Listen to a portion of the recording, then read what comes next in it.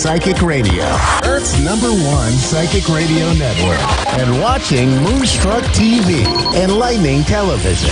Welcome. Time for the Ask Rebecca radio show with Rebecca Russo. Live from AskRebecca.guru. Connect direct. In North America, dial 888-454-2751. In London, 20-3519-2158. In Sydney, dial 02-8488-3147. Or online, contact us through our Facebook page, facebook.com/psychic radio. Or one of our websites, askoneradio.com or moonstruck.tv. This is the Ask Rebecca radio show on A1R, the Ask One Radio Network. Hi, everyone. Welcome to the Ask Rebecca radio show. Thanks for joining me. I hope everyone is doing well with all these intense eclipse energies and planetary alignments at play. It's been a crazy, crazy time for sure. This cycle is ending, and you have an opportunity to bring closure around things that you started going through about 2 years ago. And the way that I'm kind of intuiting this and interpreting what's going on right now with the energies is that there's a revolution of love and light upon us. And it's time where everyone is being forced to grow, evolve, and change for the better. Your perception, beliefs, and feelings dictate what you experience. So if you don't like what you're experiencing, change your perception, change your beliefs, and change your feelings around it. And, just remember that you are in charge of how hard or how easy this time period is for you and your life in general, everything that happens in your life. And, besides maybe having to face some issues or some uncomfortable truths within yourself, others in your life, and humanity as a whole over this past week, which more than likely probably triggered massive emotional releases, uncomfortable situations, and feelings within yourself and maybe the people around you. I feel many may have also been dealing with physical body symptoms as well, like not being able to sleep, feeling fatigued, maybe going between the two, right? Being like anxious and restless and not able to sleep, to then being completely fatigued and zonked out. And it could have flipped. So maybe at night you weren't able to sleep, but then during the day you're able to sleep. Or say if you typically don't sleep at night or do sleep at night, it would be the opposite of what you typically experience. I also feel maybe some dizziness, maybe some aches and pains throughout the body, maybe some ear issues, head issues, and stomach issues, just to name a few that I feel like may have been affected during the last week or so. And before I go on, I'd like to go ahead and do a quick moment of Zen to help integrate some of these eclipse energies. You close your eyes, open your palms, and allow yourself to be open to receive. I'm going to be connecting with your higher self and calling on your team of guides to help energetically clear any blocks, emotional residue, and or negative attachments in your physical body and light bodies. This is going to help raise your vibration, expand your consciousness, and increase your awareness in order to help prepare your soul for all of these energies that are coming in and your physical vessel. Breathe in through your nose and out through your mouth normally, and relax as much as possible with each exhalation. And then I'll let you know when to open your eyes. Okay, deep breath in.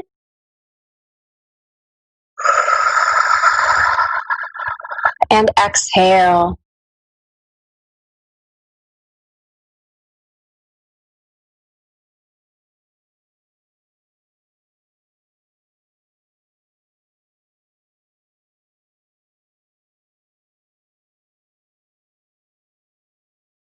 All right. I don't know what you guys were experiencing, but I felt like my lips were vibrating. Get into what you can expect from today, June 9th through to June 16th as an overall theme, and then love, work, finances, health, and spirituality. General themes. We have another intense week ahead of us where we cycle that you could get stuck in.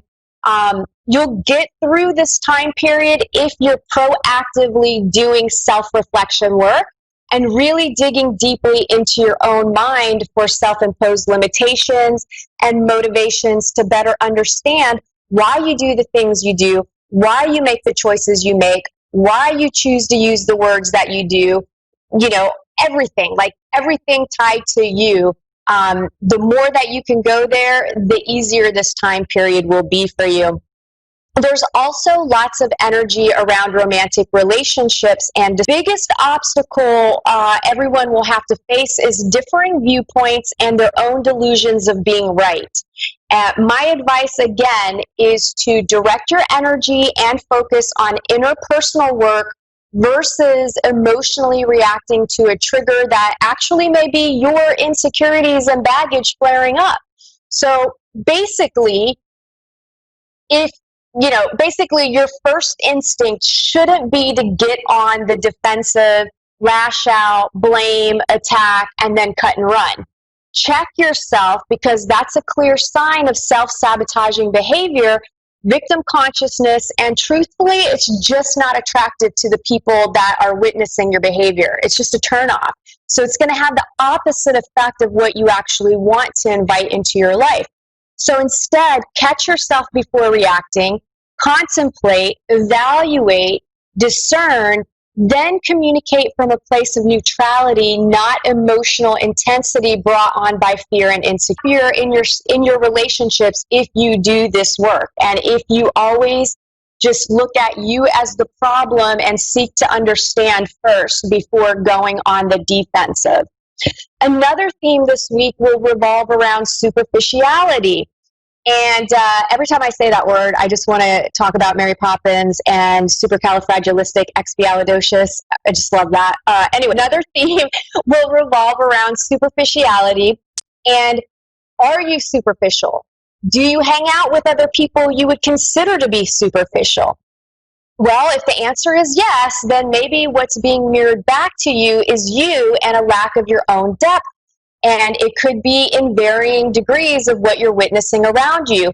And so that you can better decide, here's the definition of the word superficial. It's an adjective. It can mean of, affecting, or being on or near the surface. It also means concerned with or comprehending only what is apparent or obvious, shallow. And lastly, it means apparent rather than actual or substantial. So it's kind of basically just pointing out like, oh, there's this dog over there that's, white and tan and black in color, but it doesn't go into a deeper description of the dog and maybe the dog's personality and the depth of the breed of the dog, right? So that's the kind of depth that we're talking about, not just superficial on the surface of things. So if you're not doing the inner work and digging deep into your relationships and discussing what you're feeling, what you're being triggered by, what your perspective is, and then getting feedback from those people in your life to see what their perspective is, and really digging deep and working through any perceived differences, then nothing's ever going to change or happen. And, if you don't like what you see, choose to not only get deeper with yourself, but with others in your life too. Another revelation for this week is light being shown on ideas that are not well thought out, or they lack depth, right? They're superficial in nature. So if your ideas or goals start falling apart this week, and maybe some of you have actually been already experiencing things falling apart over the last several weeks, that doesn't necessarily mean give up, quit, or run away. Especially if that's your usual MO. Like if that's your go-to behavior of when shit hits the fan or things get tough or things aren't going the way that you think they should, and you just automatically get on the defense, attack, and cut and run and give up and quit, then you definitely need to do this work, and you definitely need to take a look at yourself and evaluate this. It means you need to shift your perspective to a more expanded view and long-term thinking instead of a limited view, right? So many lack patience and give up before anything truly miraculous can happen because they just can't see the bigger picture. Instead, they miss the whole point of the journey and the growth that opens them up to be able to receive that which they desire most. So look, if you're not a vibrational match for what you want to receive out of life because you haven't learned the lessons that you needed, it won't manifest in your life no matter what you try, because it's not about the end result. It's about every single moment and choice in between that gets you to the desired outcome. You have to do the internal and external work no matter what it is you want in your life. There are no shortcuts to achieving true happiness and success. Sure, from the outside looking in, I'm sure that you've witnessed it. It may look that way sometimes, but trust me when I tell you, I see plenty of people fooling themselves into pretending to be happy and successful while steadily pushing people away and secretly wallowing in their own misery, harboring ill will against others. For what? To continue a cycle of hurting themselves over and over again? It seems to me it would be much easier to do the inner work, leaving behind a continuous cycle of self-suffering and sabotage. I'm living proof of that it's possible and that it works because I've been there. I've done that. I've been the self-sabotaging fool that has literally pushed people away from me because I was too afraid to allow myself to feel and open up and express myself and communicate. You don't need to live that way. Open yourself up. Do the work. Take a look at yourself, because everything is a projection of your inner reality into your external one. Okay, now that I have lectured and bummed everyone out, let's talk about the positive aspects to counterbalance the intensity of self-realization work this week. Lots of high vibes around community and belonging. It feels like there's going to be lots of happy reunions with friends, family, and something that you've been apart from for some time, maybe work, right? Thanks to this forced downtime that we've all been in. You're not going to feel like being alone. You're going to want to surround yourself with the energy, the feeling, and the touch of others. And we're just beings that are meant to be with each other, share space. We're meant to touch and feel. So this distancing stuff is having a really negative impact on the greater whole. Obviously, practice safety for those that are concerned or in fragile states. I also feel plenty of travel and forward movement tied to positive change. There's also a slight reduction in stress for those of you who have been high stress over the last several weeks. It's a welcome change for your body, mind, and spirit. And lastly, before I get into work and everything else, I did feel guided to pull an Angels and Ancestors card for everyone this week. And that card is, let me make sure I've got this in frame here, up, down, left, right. That card is called Spring. And it says, see your seeds grow. Embrace the change that is on the horizon. Allow your dreams to become reality. Spring is an exciting time because it has so much potential. Animals are coming out of hibernation, flowers are pushing up through the soil, and the days are getting lighter and brighter. The spring card features a wild hare because in Celtic animal medicine, the hare brings intuition and rebirth. Hares are highly fertile beings, and so their medicine can bring dreams to life. You are ready to bring to life all of your ideas, inspirations, and projects. When this card appears, you are moving into a space that allows you to really grow, expand, and create in a way you've never done before. There are opportunities for abundance, including financial growth, and if you're starting something new, prepare for a major expansion in your life and soul. When the spring card arrives in the future position of a spread, which I didn't do a spread, or as the last card in a reading, it can also indicate that coming spring will usher in important energies with regards to your question or intentions. I do feel like that still applies to many of you. And this card just applies to everyone, period, with the energies that are around this week. So I thought that card was really, really fitting. Okay, work. For those of you looking for, excuse, oh no, I'm choking on my own spit. Hold on.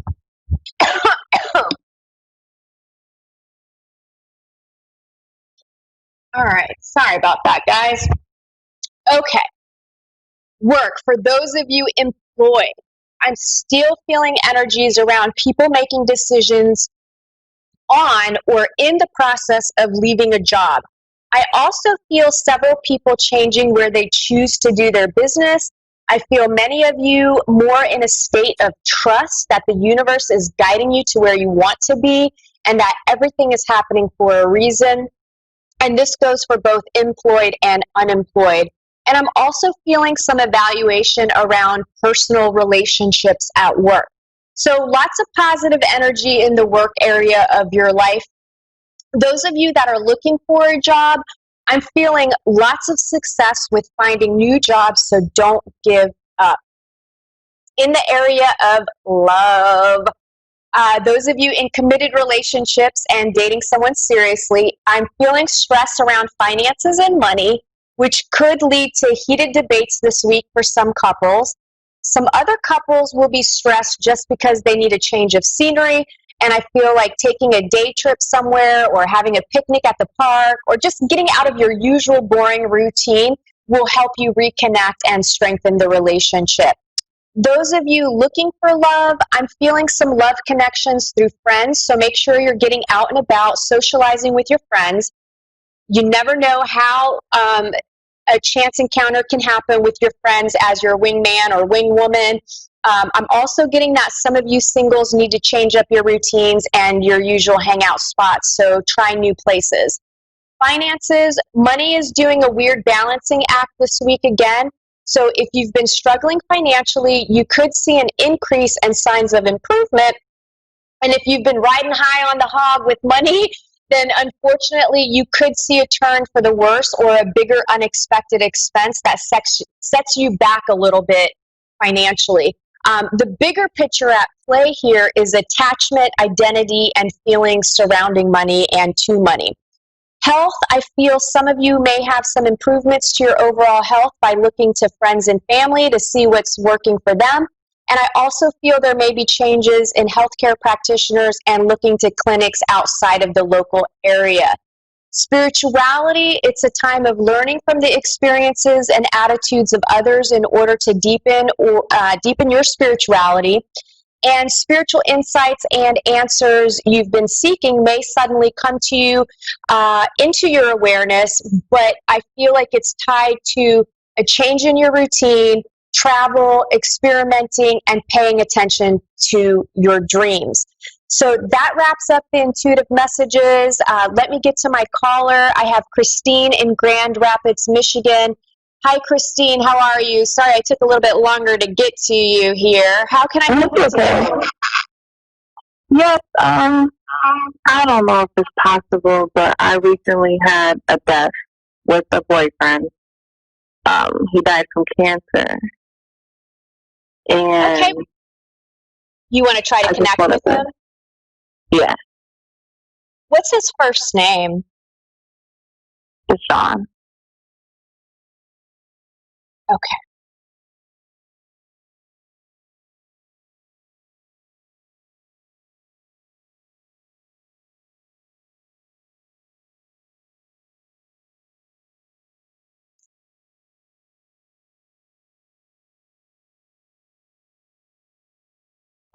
His passing was fairly recently, like within the last couple of weeks.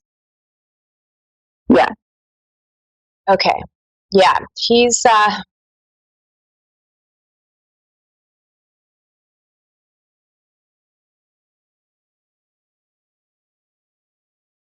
sorry, I'm just trying to figure out what, having a little bit of a challenging time connecting with him, but I think I can make it happen. So let me ask you, because I have this feeling in my throat. did they have him at any point? Did they have like tubes going down his throat?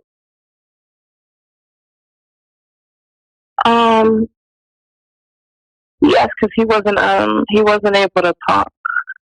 He wasn't able to speak, right? Like I feel like some of the cancer, I don't know if it was directly tied to the cancer or side effects of chemo or other things, or maybe heartburn. Like I just feel like from the stomach up to his throat was just really, I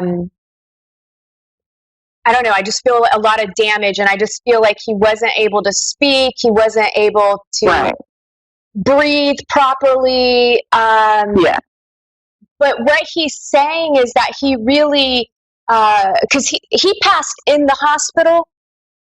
Yeah. Okay. Yeah. So he's saying like well, I feel like he's saying he was trying to communicate with his eyes. Did you guys, like, when he was still like aware and conscious, did you guys like do like a blinking game? Like, all right, blink twice for yes, do, once for no, or something like that? I wasn't able to physically be there because I didn't know about it until the last minute. But someone in his family said yes, he was communicating with his eyes and through text. Okay, yeah, because he's laughing about the eye thing, because he's saying, even during the moment of things being so tragic and just so sad about his situation, he just found the humor in that. And so he was very happy that he was surrounded by his family. I feel like he's saying that maybe, I don't know if it was people like were having a hard time getting a hold of you. Like there was something with there was a reason why you found out last minute. And it was kind of an accident of people not getting to you sooner or you not being able to be there. But he wants you to know that, he's with you now. And he's actually, I feel like are you in your home? Yeah. Do you have, okay. Are you near your bed or near your bedroom? Because I feel like he's saying like he's sitting on the bed and he's looking towards you. I'm not my mother, but I am near my bedroom. Or okay. If he were sitting in the bedroom, or if you're sitting in the bedroom, well, I feel like he's saying he can see you from the bedroom. He's in the bedroom. There's something in the bedroom that he's attracted to. I don't know if it's, something of his is in the room that belongs to him that he's tied to, but he's trying very hard to maintain his balance, and he's a little bit disoriented. But he's saying that a lot of his, I want to say he's communicating his grandparents on maybe his mom's side. Do you know if the grandparents on his mom's side? I do know his grandmother on his mom's side. Okay. She's passed? Yeah. Okay, yeah. So he's basically saying she was there to greet him. There's a grandfather that was there to greet him as well. I feel like he's tied to the mom's side. He's saying he didn't know him very well, but he knew of him, and that he was showing up for being a male role model. Like I feel like he's saying that this grandfather or father figure wasn't actively in his life and was trying to be there in his afterlife. So he was very pleasantly surprised. He's happy he's no longer suffering. He's apologizing to you. I'm sorry I'm rushing this along, but I only have 2 minutes and I want to try to give you as much information as possible. I feel like he's giving you an apology did you guys break up a few times? Yeah, we got mad at each other a few times, but we always Made up, right? after. Yeah. Okay, so he's kind of again, he's got a really good sense of humor. He's laughing and he's saying, "Look, he's gonna take all the blame for all the fights. It was all him. He should have known better, and he does now." And he's saying you were an awesome girlfriend, although there were times you kept a short leash on him, is what he's saying. Does that make sense to you? Yeah, it does. So look, he's around. Have you guys? I've only got 60 seconds, but are you guys planning on doing a memorial service or life service? Like, I feel like you've already did something, but I feel like there's something bigger planned. His family is, yeah. Okay, he says he's going to be there.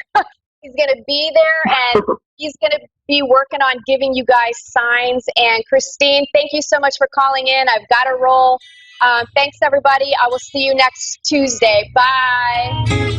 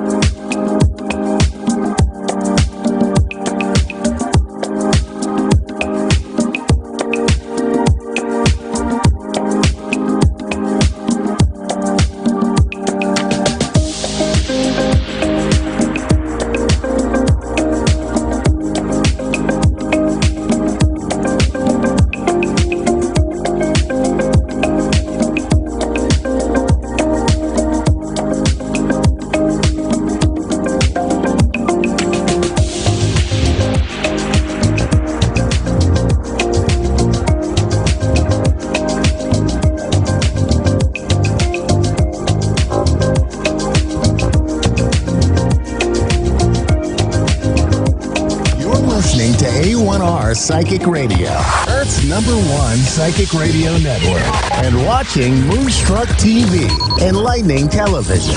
Welcome. Time for Psychic Paths with Suzanne Marie. Live from PsychicPaths.com. Connect direct. In North America, dial 888-454-2751. In London, 20-3519-2158. In Sydney, dial 02-8488-3147. Or online, contact us through our Facebook page, facebook.com/psychic radio. Or one of our websites, askoneradio.com or moonstruck.tv. This is Psychic Path on A1R, the Ask One Radio Network. Hi, and welcome to A1R Psychic Radio. I'm Suzanne Marie, and welcome to my show, the little time I have each week to speak and hopefully do some really good readings. Tonight, I would like to discuss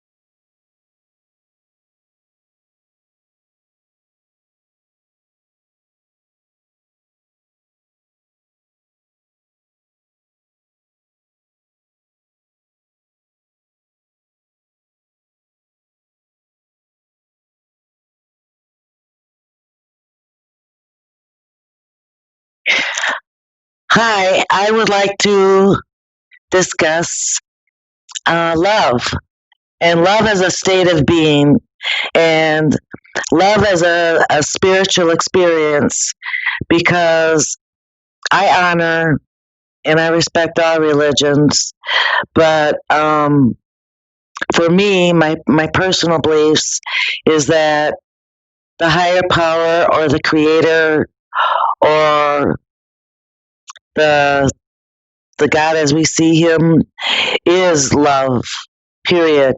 And he is in a constant state of love.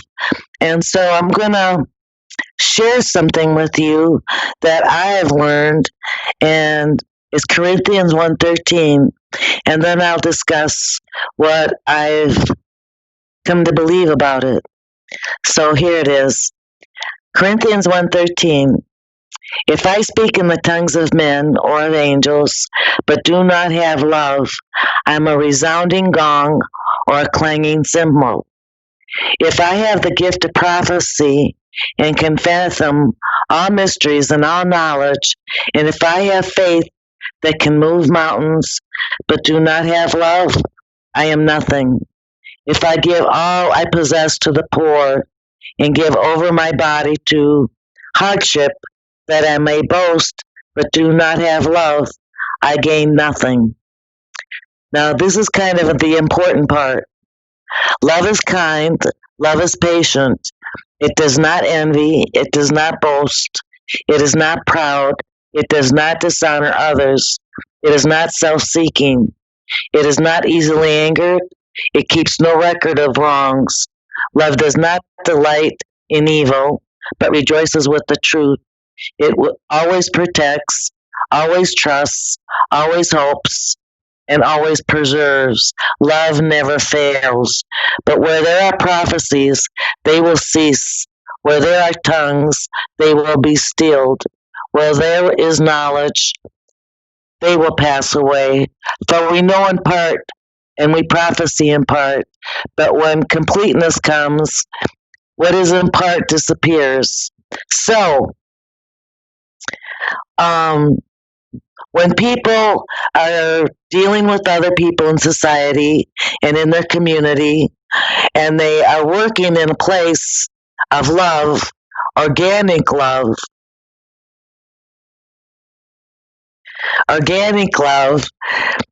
then sometimes we get confused and sometimes we get hurt by people who are not coming from that place.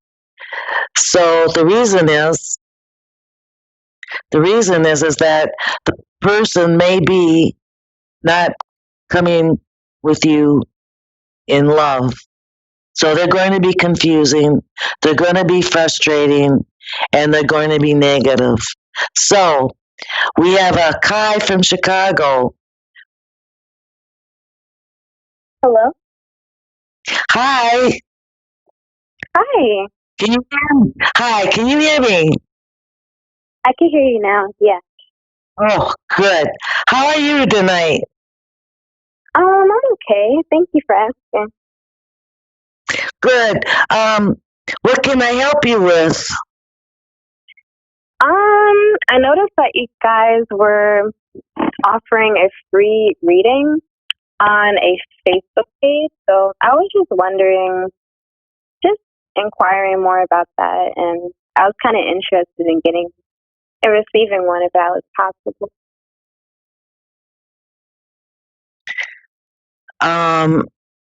Can you repeat that for me slowly? Okay. You want a free reading? Yeah. Okay, all right.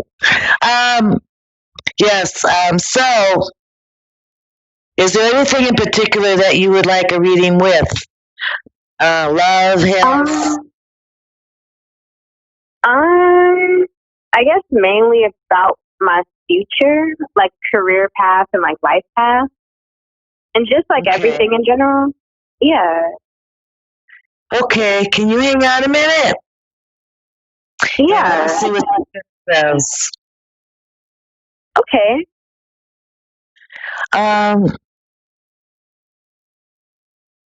Spirit says that you have a lot of light in your energy. I'm going to try to focus on you and see what I can pick up. And already they're telling me that you're a very positive person and a blessing to your community and your family and your friends. Well, so I appreciate that. Are you looking into a career of service? Something like that. I'm currently a music major. So I'm like trying to pursue something within music. I'm still trying to figure out what exactly I want to do with my major. Okay. You bring a lot of delight and joy to the people around you with your music. I'm getting. You feed off of that energy too, don't you? When you're getting when you're getting that replay from people, that's the light. That's the positivity.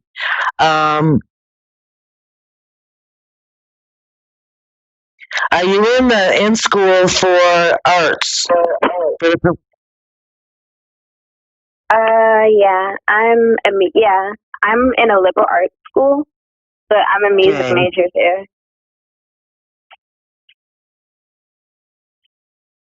I see things working out. I see you traveling though.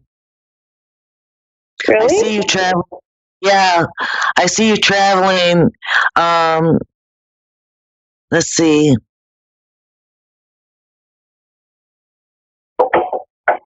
I think you want to pursue another town. I'm picturing like New York. Yes, I've always wanted to go to like another big city. So it seems like the minute you graduate, you got your backpacks and bags packed, and you're ready to travel. And I see you being successful in New York, but I also see you traveling. Like you're going to be requested to go to different cities and possibly different countries. But that's further out. That's not like right around the corner. Other countries are in your journey though. You will journey to other countries. Okay. Spirit says you're a joy, and that the guides want me to tell you to keep the joy with it. Keep that joy that you have. It won't fail you. Yeah, follow your heart. I do see you becoming successful. Do not let anything else bother you while you are studying and learning. I see some things may take your attention away. Just always it's kind of happening. Yeah. There's this person with fuzzy curly hair, and that's a distraction. Okay. So because you have a gift and Spirit wants you to share it and wants to share in your joy, that'll get you far. Okay. Are there any other questions? What about love life? I'm in a really good relationship at the moment.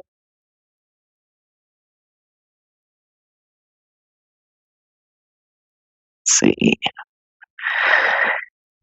Yeah, he's a very, very strong support, isn't he? Yeah, he is. I see it happy.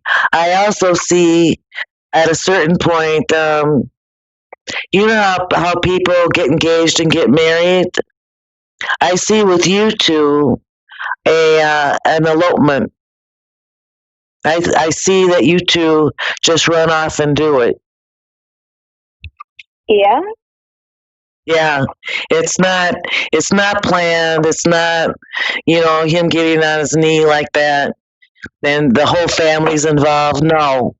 I see him grab your hand, you smile at him, you get in the car and you get going, then you just elope one day like, let's do this thing.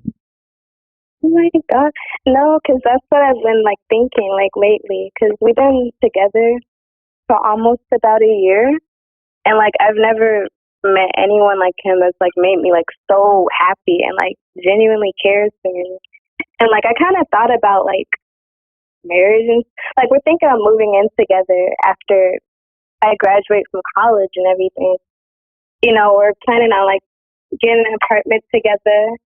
But marriage, I mean, I thought about it, but I just got to see everything goes. But like, I love him a lot. He's I everything see it I asked working for. out. He seems to be very lighthearted and very good for you. But Yeah. marriage isn't gonna be a heavy thing. It's gonna be a very light thing. It's gonna be Okay. just like the natural step. So yeah. Thank Is there you. anything else? Um, I guess like a reading about like family life, like how many kids will I have in a few if I'll have kids, and I guess like how my intermediate family here is doing, and like how are they going to do, and if they're going to be successful as well. I do see that, and I also see you're having children later. Your music comes first, Okay. and that's your choice. That's your choice. Yeah. So, well, you have a good night. All right. Thank you. Thank you. We have Elizabeth. Yes.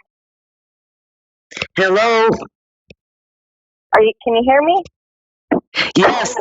How are you doing tonight? I'm good. How are you? Good. What can I help you with? I was actually hoping that I would have maybe a message from Spirit or a spirit. Okay. Let's see.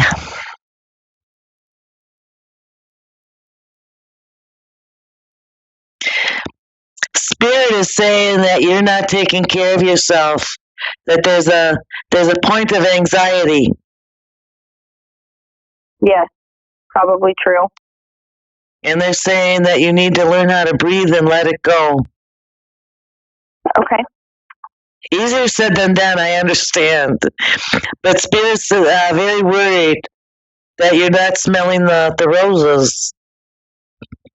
There's a saying that I'll share with you. Worry is the misuse of the imagination. Mm-hmm. And you're worrying and you're stressed. You need to find techniques in order to release that for yourself. Okay. That's very lovingly from Spirit. I don't sound very loving, but that's a very loving message from Spirit. Okay? And Spirit says, whatever you're doing, keep up the good work with learning yourself and following your path. Because whatever you're doing right now is effective. Okay. So Spirit is very proud of you. Well, good. Let's see.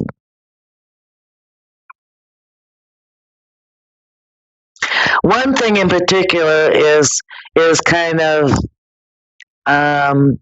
annoying or upsetting for you, and Spirit said that that's not going to be a problem for long. But there's something annoying or upsetting? Yes, something in particular.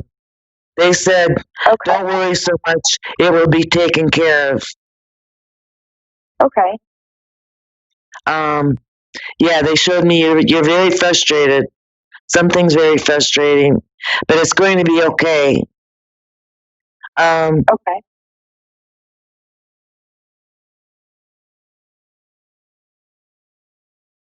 Are you having problems with sleeping or headaches? With what or headaches? Sleeping. Yeah. Are you sleeping? I wake up a lot. No, I have a hard time sleeping at night, and I wake up a lot in the middle of the night. That's part of the stress and being upset. And maybe you need to tell yourself that everything is going to be okay. Spirit has told you everything is going to be okay. And Okay. breathe long, slow breaths before you go to sleep. But that's due to stress. That's due to the anxiety, and that's what's concerning spirit. Even meditation music before you go to sleep. You need your sleep. Okay. Yes. Okay. I agree. All right. All right. Is there any messages about my career at all? Yes, Spirit said to keep on going the way that you are going. That whatever you're doing, it's the right thing. Okay. All right. Well, that's good to hear. Let me see some more about that. Yeah, it seems to me that you have a good handle on your career. Are you a leader? A reader? A leader. You lead. Like I'm people sorry, I listen didn't to hear you. you. Oh, yes. It seems that you're a very good leader, and even though this might not be a permanent, lifelong employment, you should be in management. You should be in leadership. Okay. Those are your gifts. Where you say something and people listen. Does that happen in private too? Like in private life? Yes. Yeah, Where you usually. just put that there and people do. That's a gift. It's a gift to be a leader. Okay. And Spirit says you're doing really well. Okay. Yeah. And it's just a matter of anxiety and worry. And really you have to find that time to meditate and find some quiet time to feel joy. I bet in the leadership role, that doesn't give you much time to relax and lay back and think things are okay. So Right. if you could find some time to meditate and to know things are okay, have that faith. You are doing everything that you're supposed to be doing. So have the faith and know that it's working out. Okay. Okay. Well, All right. Thank you. I want to thank you for calling. Well, thanks for the reading. I appreciate it. All right. Bye. So, that was a really nice show, and I want you guys to consider the love as a state of being. And I appreciate the callers. Thank you. Thank you for giving me the opportunity to read for you. And I hope that everyone has a blessed next couple weeks. All right. Enjoy your summer.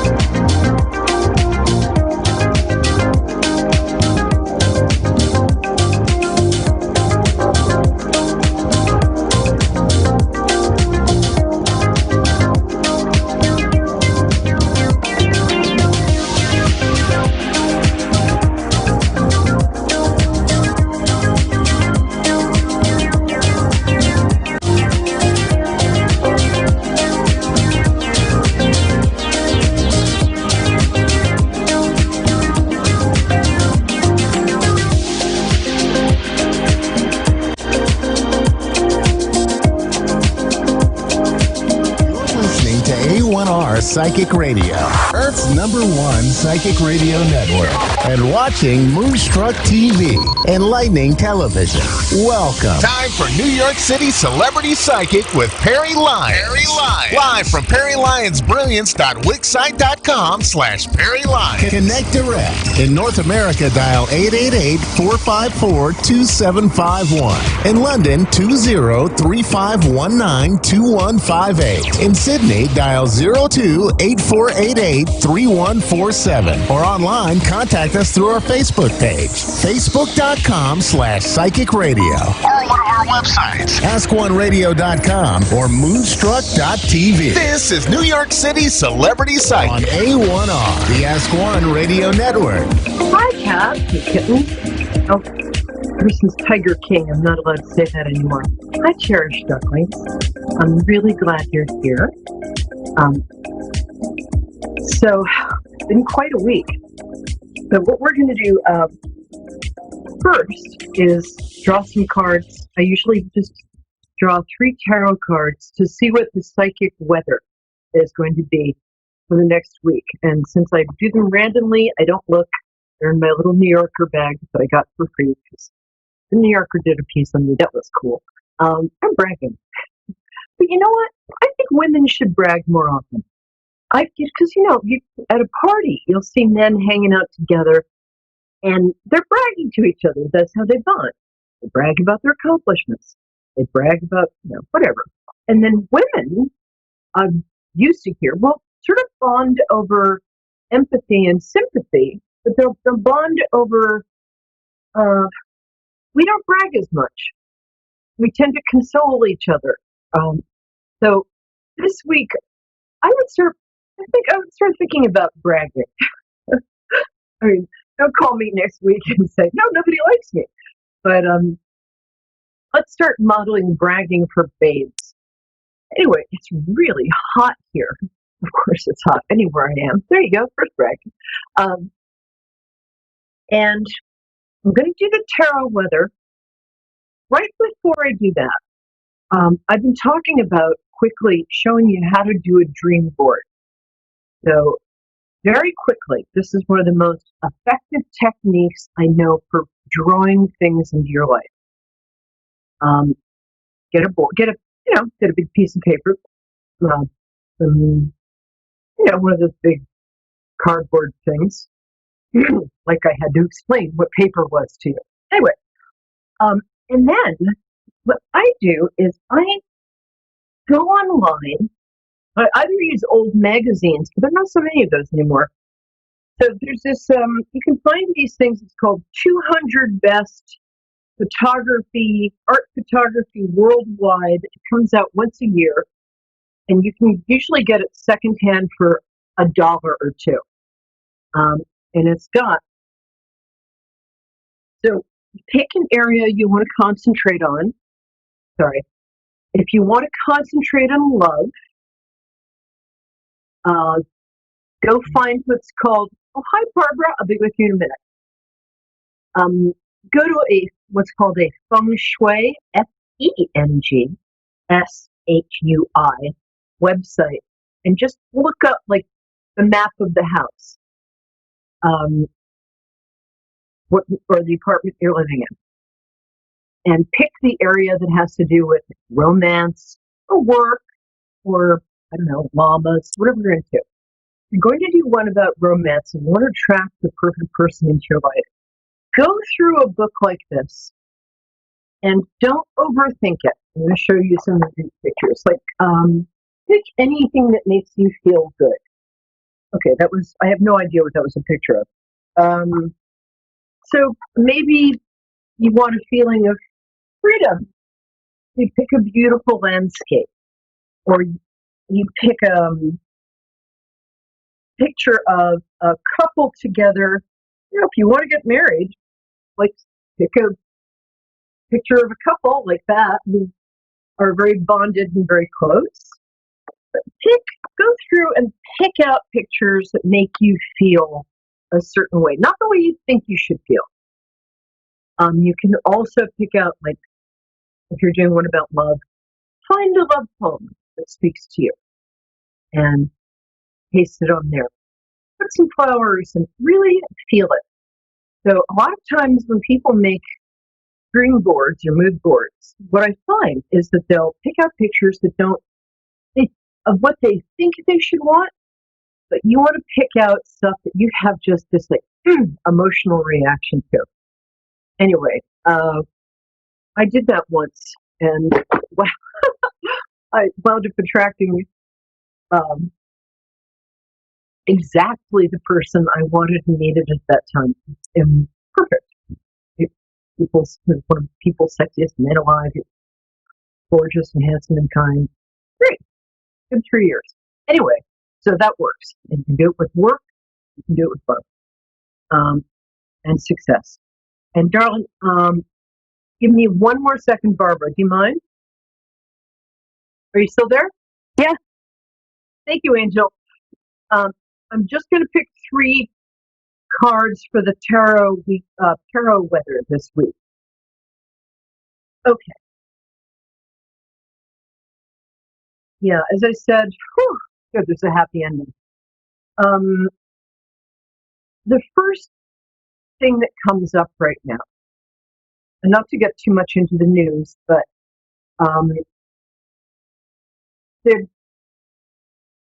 right now people are looking at what's not working. You see those 3 spilled cups? And that's good, because you have to look at what's not working in order to, I'm sorry, I'm so bad at this, in order to make it work. But when they turn around, they'll see that there's hope. There's 2 golden cups on this card. And it's the 5, which is the number of change. So we're having a hard time right now in our society with a bunch of issues. Huge surprise. But they're more like birth pains. You know, it's like we're giving birth to a better time. And in order to do that, we have to look at the problems nobody's been speaking about for 300 years, because sunlight is a great disinfectant. Right now, this is also a time when people are, you'll see this, guys, it's another, it's a 4 card, which is a healing time, but this is a time of healing this week. And 4 represents the home, and this is somebody who is taking stock of his or her or other resources. They're learning they're kind of learning who their true self is. And by resources, I don't just mean money, although it's a great time to get your finances together. And by the way, if you do that, you will find that there's a lot of money leaking out that you didn't know about. So it's a really fun, like, detective game. But this week, people are going to not be as maybe reaching out as much. So if somebody's not reaching out this week, that's fine. They'll be back next week. Everybody's kind of thinking about things. Moment. Luckily, our last card is a 3, which is a time of communication and celebration. So it looks like we might be possibly reaching the end of this quarantine. People are going to be celebrating and having parties. And also people have learned that they can be with their friends and their loved ones on Zoom or whatever.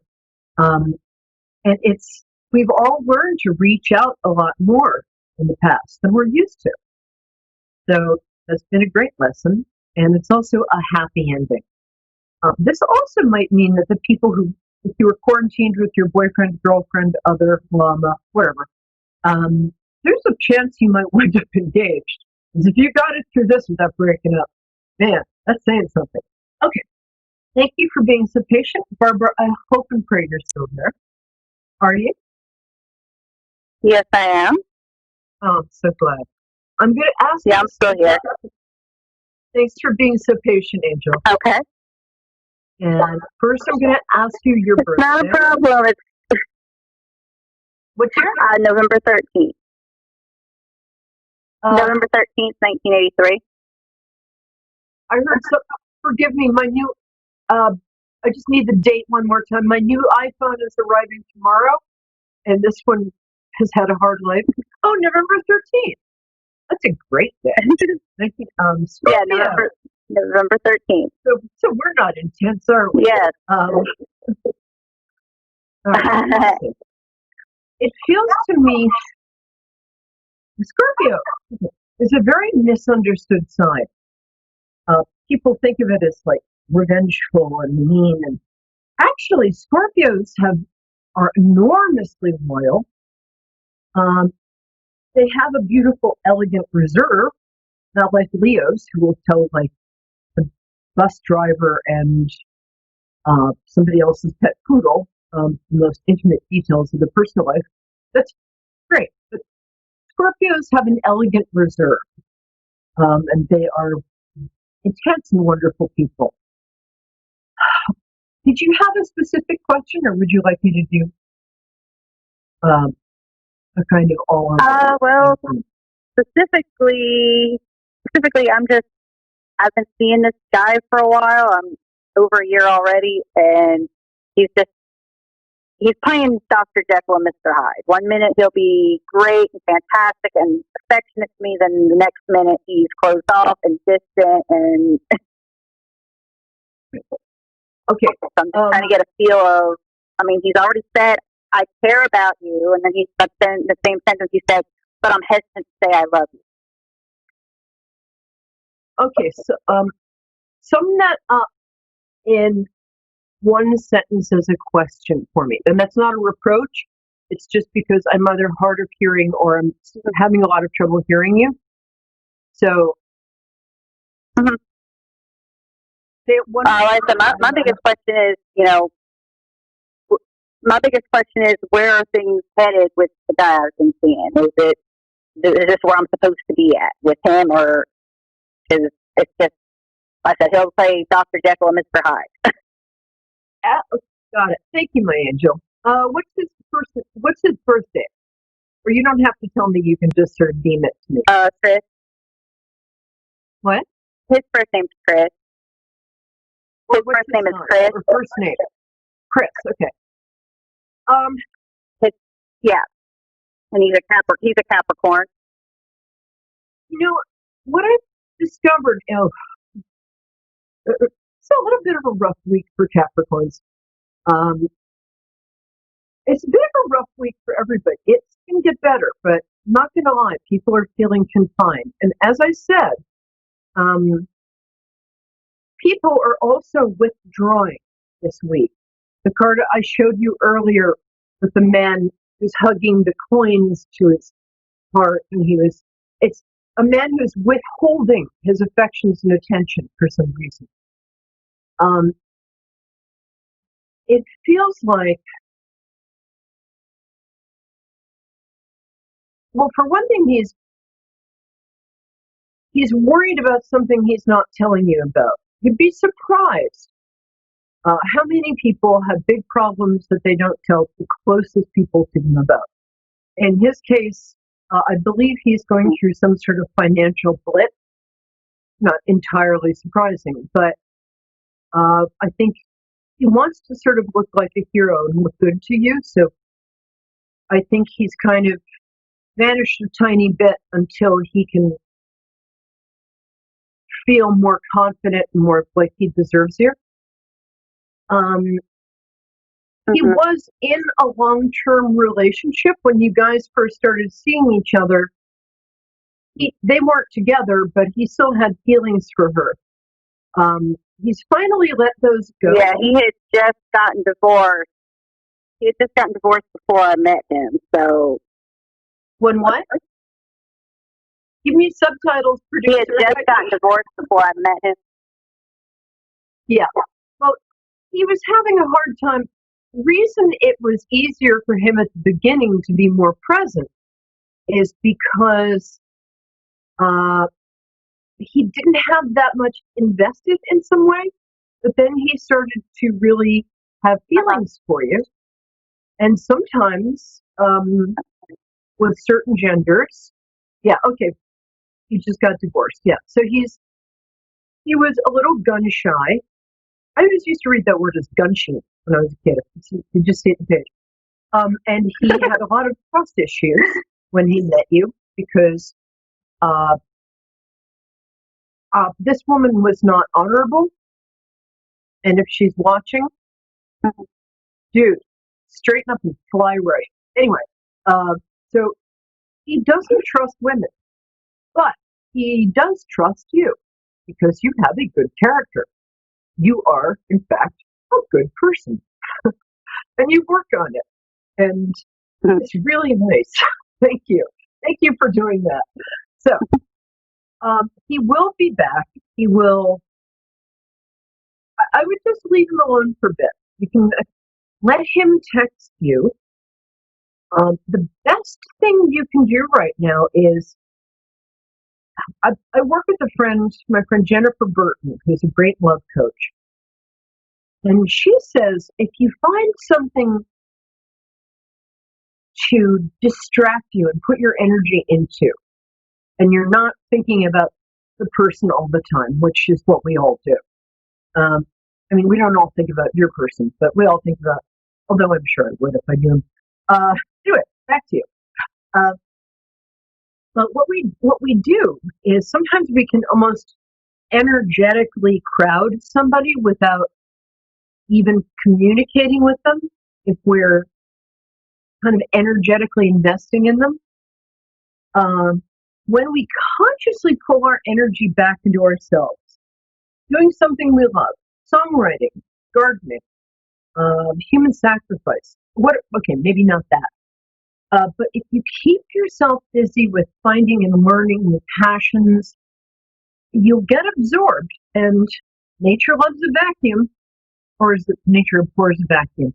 Anyway, you'll feel your energetic absence, and that's when he'll start reaching out.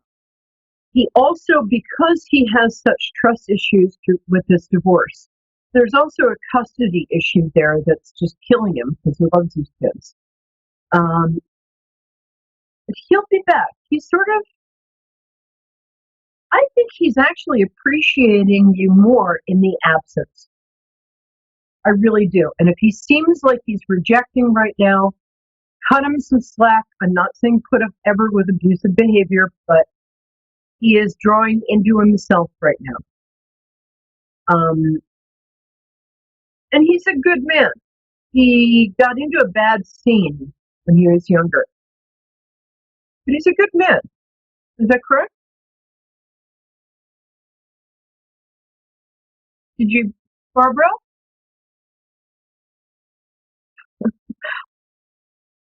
While we're getting Barbara back, I swear this whole week has been like this. But that is something I've found with love relationships. And as someone who I've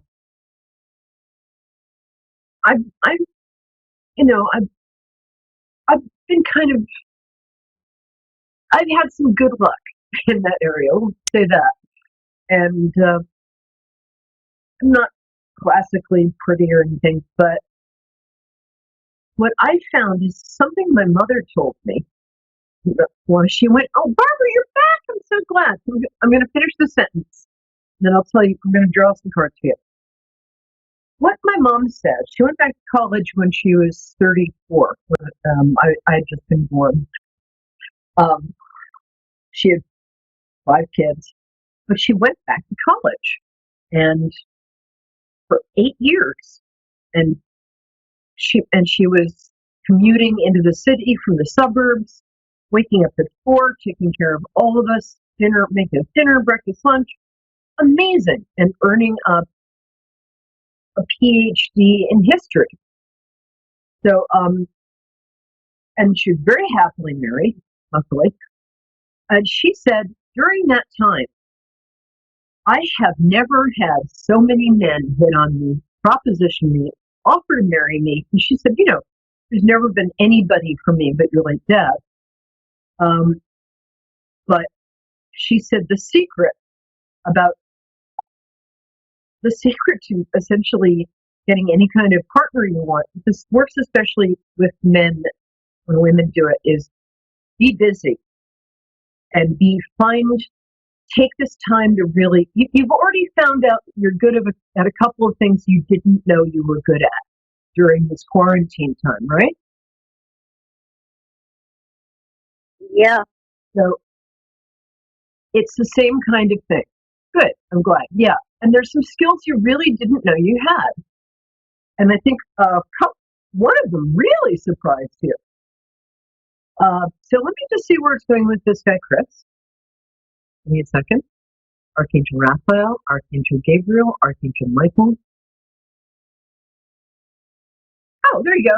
Okay, the first card is a Capricorn. So this is the card of a man born under an Earth sign: Capricorn, Virgo, or Taurus. Mostly, yeah. Sorry, love. I'll put it back over here, shall I? Mostly, it is a Capricorn man. I've noticed, and usually under the age of 45, which I'm going to guess because he sounds young. And yes, the next card is the Wounded Healer card. You can see this card. It's the Nine of Wands. This guy, poor guy, he's got a bandage on. He's been hit by 8 sticks in the background, but now he's got his own wand. He's got his own power back. He's learned from his bad experiences, but he's making a decision now not to be embittered, but to be empowered. And that's what this card is all about. So you're dealing with a wounded man who is healing. And you've got a really nice frequency. So it's interesting. Right now, he's being offered a great thing. This card is normally right side up, and it means he knows. There's a hand coming out from a cloud offering him a golden cup. I mean, and he looks a little bored with this. But it's not that he's bored. It's just that he's still a little shaken up. He doesn't know if he wants to take an emotional risk. I might just keep this card here because it matches my scarf. He's already got 3 cups in front of him. And he's like, I don't know. He's a little scared. The card was upside down, so it means that energy's there. That's sort of what's happening. And he's, again, as I said, he's using this time to make a decision. I think that this doesn't look like it's a good card. It actually is in this case. So he might vanish for a bit, but the outcome card for you here is the Strength card. This means a couple of things. This means a woman finding her own strength. It means a woman finding. Did you recover recently from a chronic illness of some kind, or this could be? Well, I had a shoulder injury back last summer. I'm very glad you're over it. Yeah. The shoulder, when you have a shoulder injury, often that means that you just feel responsible for everybody and everything. And I love you for that. But sometimes we have to just help who we can in the best way we can, but start taking care of ourselves too. You're a bit of an overgiver, and that's a beautiful thing. This card also means that if somebody is waiting for something they want, and it seems like they're sort of struggling for it, in this case, I believe it's a relationship with this guy, who I like. And that this means that this is going to happen. The woman struggling with the lion, it's hard to tell from this card if she's like fighting with him or if he's become her pet. So what I've almost always seen in relationship things is when this card comes up, somebody's about to have a pet lion. So be a little patient. Venus is in retrograde right now, so it's not a great time to commit for another week or two. But I see some good stuff there. I like him, and just get really busy following your passions, because you're one of those people who's either totally lazy or totally like busy and doing stuff. You don't have a lot of in between going on there. Is that correct? Pretty much. I mean, I've got 3 kids, so I'm usually, if I'm not busy doing something with them, I'm doing something else. Yeah. So you know what I mean about the. I know your kids keep you busy. Yeah, Next time you for call, sure. we'll talk about your kids because you've got some great kids. Don't worry about them. Enlist them in house projects. You got 5 seconds. Help them, have you decorate, stuff like that. Okay. Love my cherished ducklings. Barbara, thank you for calling. We'll get to everybody else next week. Moonstruck, 9 p.m. EST. I'm Terry Lyons. And this is from, well, it would be New York, but right now, Maryland. Take care, dear.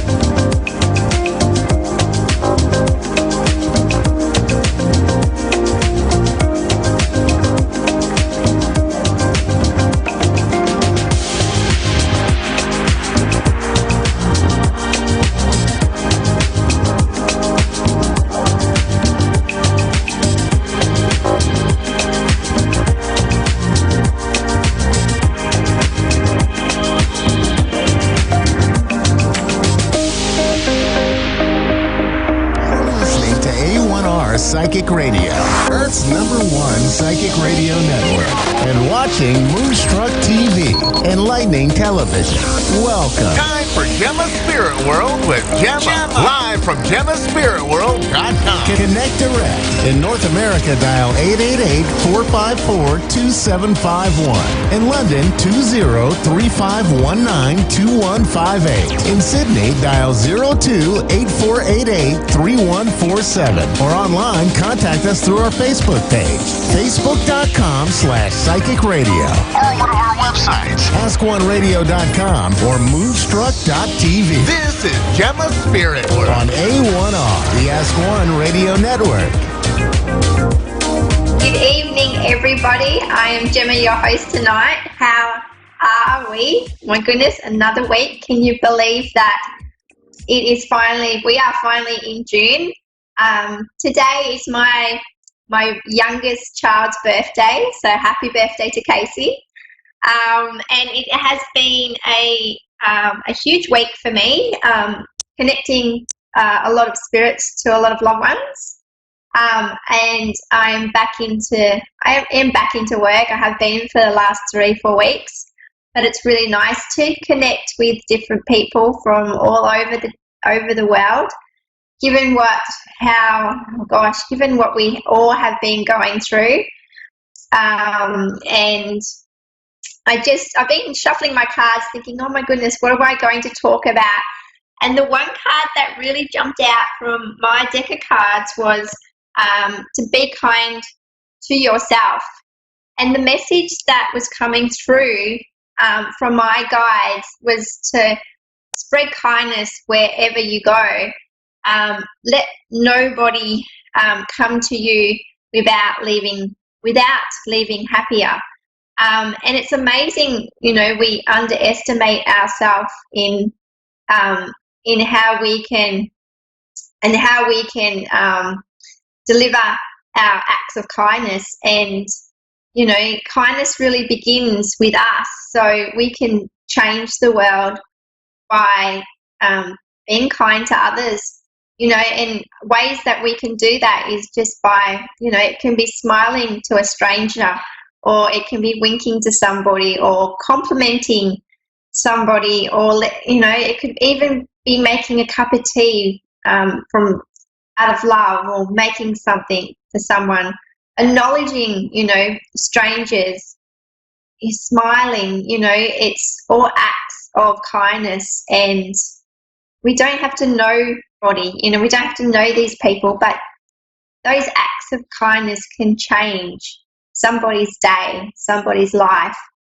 And it can also spread kindness, and it's it starts within us. So my message from my guides today is to begin that kindness, and it makes us feel good. It feels good to receive a smile from a stranger, or to receive help from, somebody we don't know. And that gesture just shows that there is still love in our world. We are all connected as one. Let's support each other. Let's be there for one another. Let's show love. Let's just help, let's reach out. And it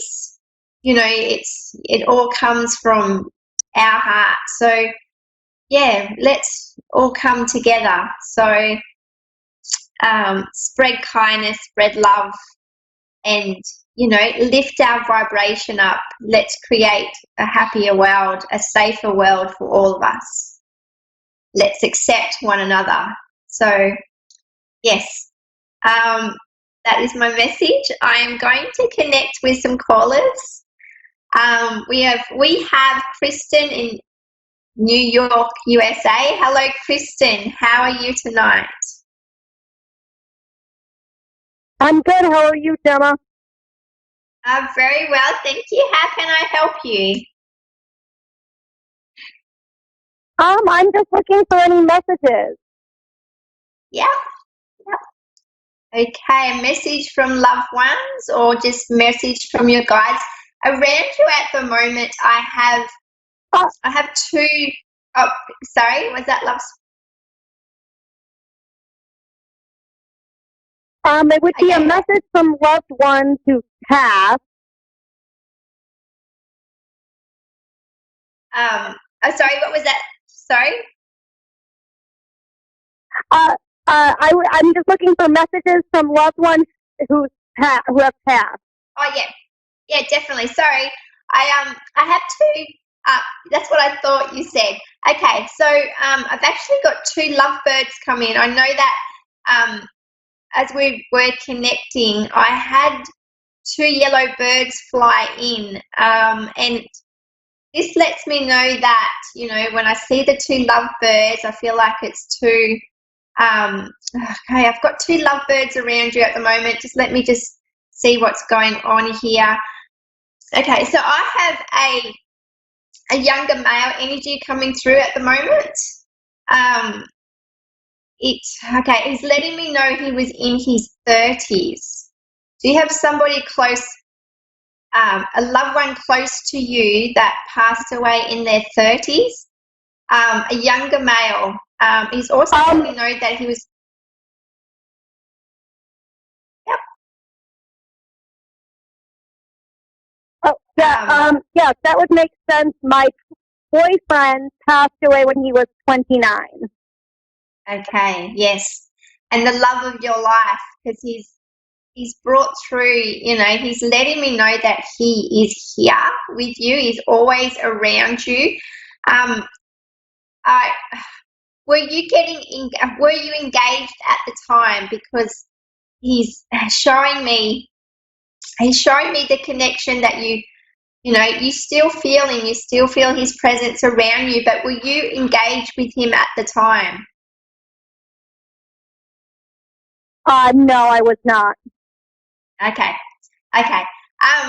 So yeah, it's just letting me know the connection between you two were really strong. It was like you met, you had known one another quite a while before you met up. Is that correct? Yeah, yep. We met on the internet, so we talked for about a month before we met. Yeah, because it's very strong. He's also letting me know that he's always around you. Do you have birds around you at the moment? It is a sign, because obviously our loved ones bring through signs that they are around us, but does he have any connections with birds? Like, I've got yellow birds around you. Do you see a lot of birds around you at the moment? No, well, it's dark here in New York, so no. But actually, my current boyfriend is a nature photographer, so maybe that's what he means with the birds. Oh, okay. So I've got heaps of birds. Okay, that would make more sense to me with the birds around you, and you know, the capturing those special moments. You know, and okay, so you've definitely got your loved one. He's always around you. Your ex. He's your guiding light. He protects you and guides you, and also nudges you. He's letting me know the message that's coming through is that are you in two minds with work at the moment? Like, he's showing me with work in two minds about wanting to okay, the message is to stop being in two minds. He's like, you know, it's like, okay, so with work at the moment, stepping in, stepping out is what I'm hearing for you, is that there's change around work, but you're the one to make the change. Are you thinking of leaving work for something else, or wanting to change work, something within work? There's something that he's letting me know is that it's not your dream job. It's still, there's something, what you were studying is not what you're doing with work. So, you know, your career path, you know, it seems to have taken a little bit of a turn. Is to keep what he's I'm sorry. I know I'm all over the place. He's letting me know to keep following your dreams. So with work, what's going on with work at the moment? With work, what I keep seeing is that, you know, you're in a job, but you're also I guess, not happy with where you're at, but you're the one to make that change, and that you can, he's showing me that it's really, with work, what's going on with work? Well, I have a job I really like, but I'm a remote worker now because of the coronavirus. So I am not able to do my job in the physical, and I work with kids. So I love being with the kids, and right now I can't because, of what's going on in the United States. So Yeah. I don't know if that's what he's trying to tell you. That's why I might be unhappy, is because I can't do my job like I would want to do my job. Yeah, definitely. Are you actually, and I keep seeing books around you. Are you a writer? Are you wanting to write books for children or write about children? Like, because I keep seeing lots of books around you. I like to read, and I like to read children's books. I mean, I've never really thought about writing one seriously, but that would be very cool if I could. Yeah, definitely. Of course you can. So what he's letting me know is that think outside the box, be creative in ways that you haven't been able to, put that creativeness. It's like this is the time to prepare what you want to do when you go back to work, but get creative. Your creative thinking is there, and it's to, he's just letting me know that, actions speak louder than words. So put everything that you've been wanting to do, put him into action. But he's there. He's basically, he's your supporter. He's the one that gives you the nudges to keep on moving forward. Okay. Okay. Yeah, that's a good message.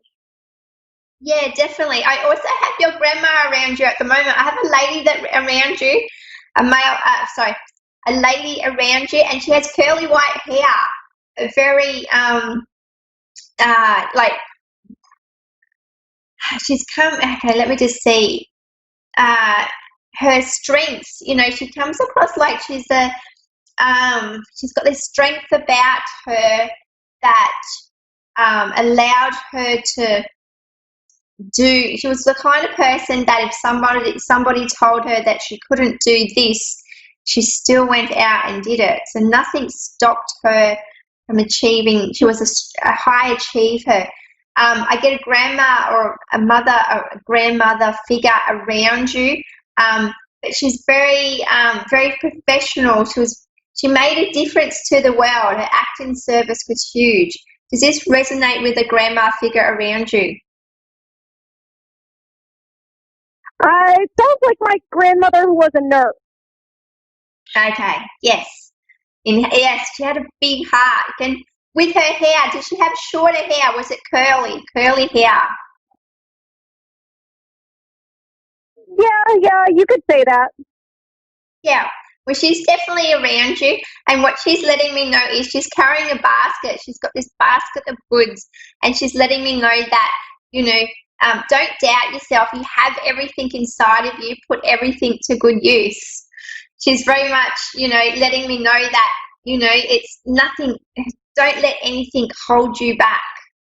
Also, I've got the camera around you. So I know that you said your partner's, he's a photographer. But capturing those moments has been really important in the last 3 months, and it's just capturing moments together, but enjoying, I guess, living life differently, but it's really brought you, living in the moment, living in the present. It's, you're very grateful for everything you have, but I keep seeing that,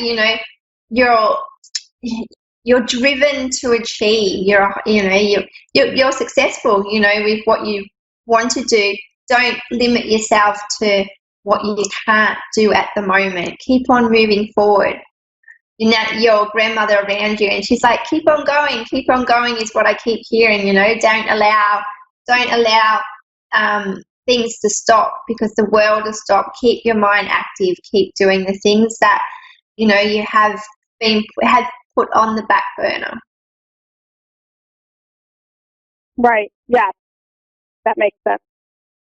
I've also got travel around you too when that starts up happening again. Do you actually, does talk about travel or wanting to travel, got communication, unless you drive a blue car, but I've got a blue car coming through and generally the colour around blue is around communication. Has there been talk of travelling? And it feels like it's, even with your partner at the moment, travelling together when the time comes. Yeah, we've been talking about traveling, but just with everything obviously going on, it's we want to, but we want to be cautious.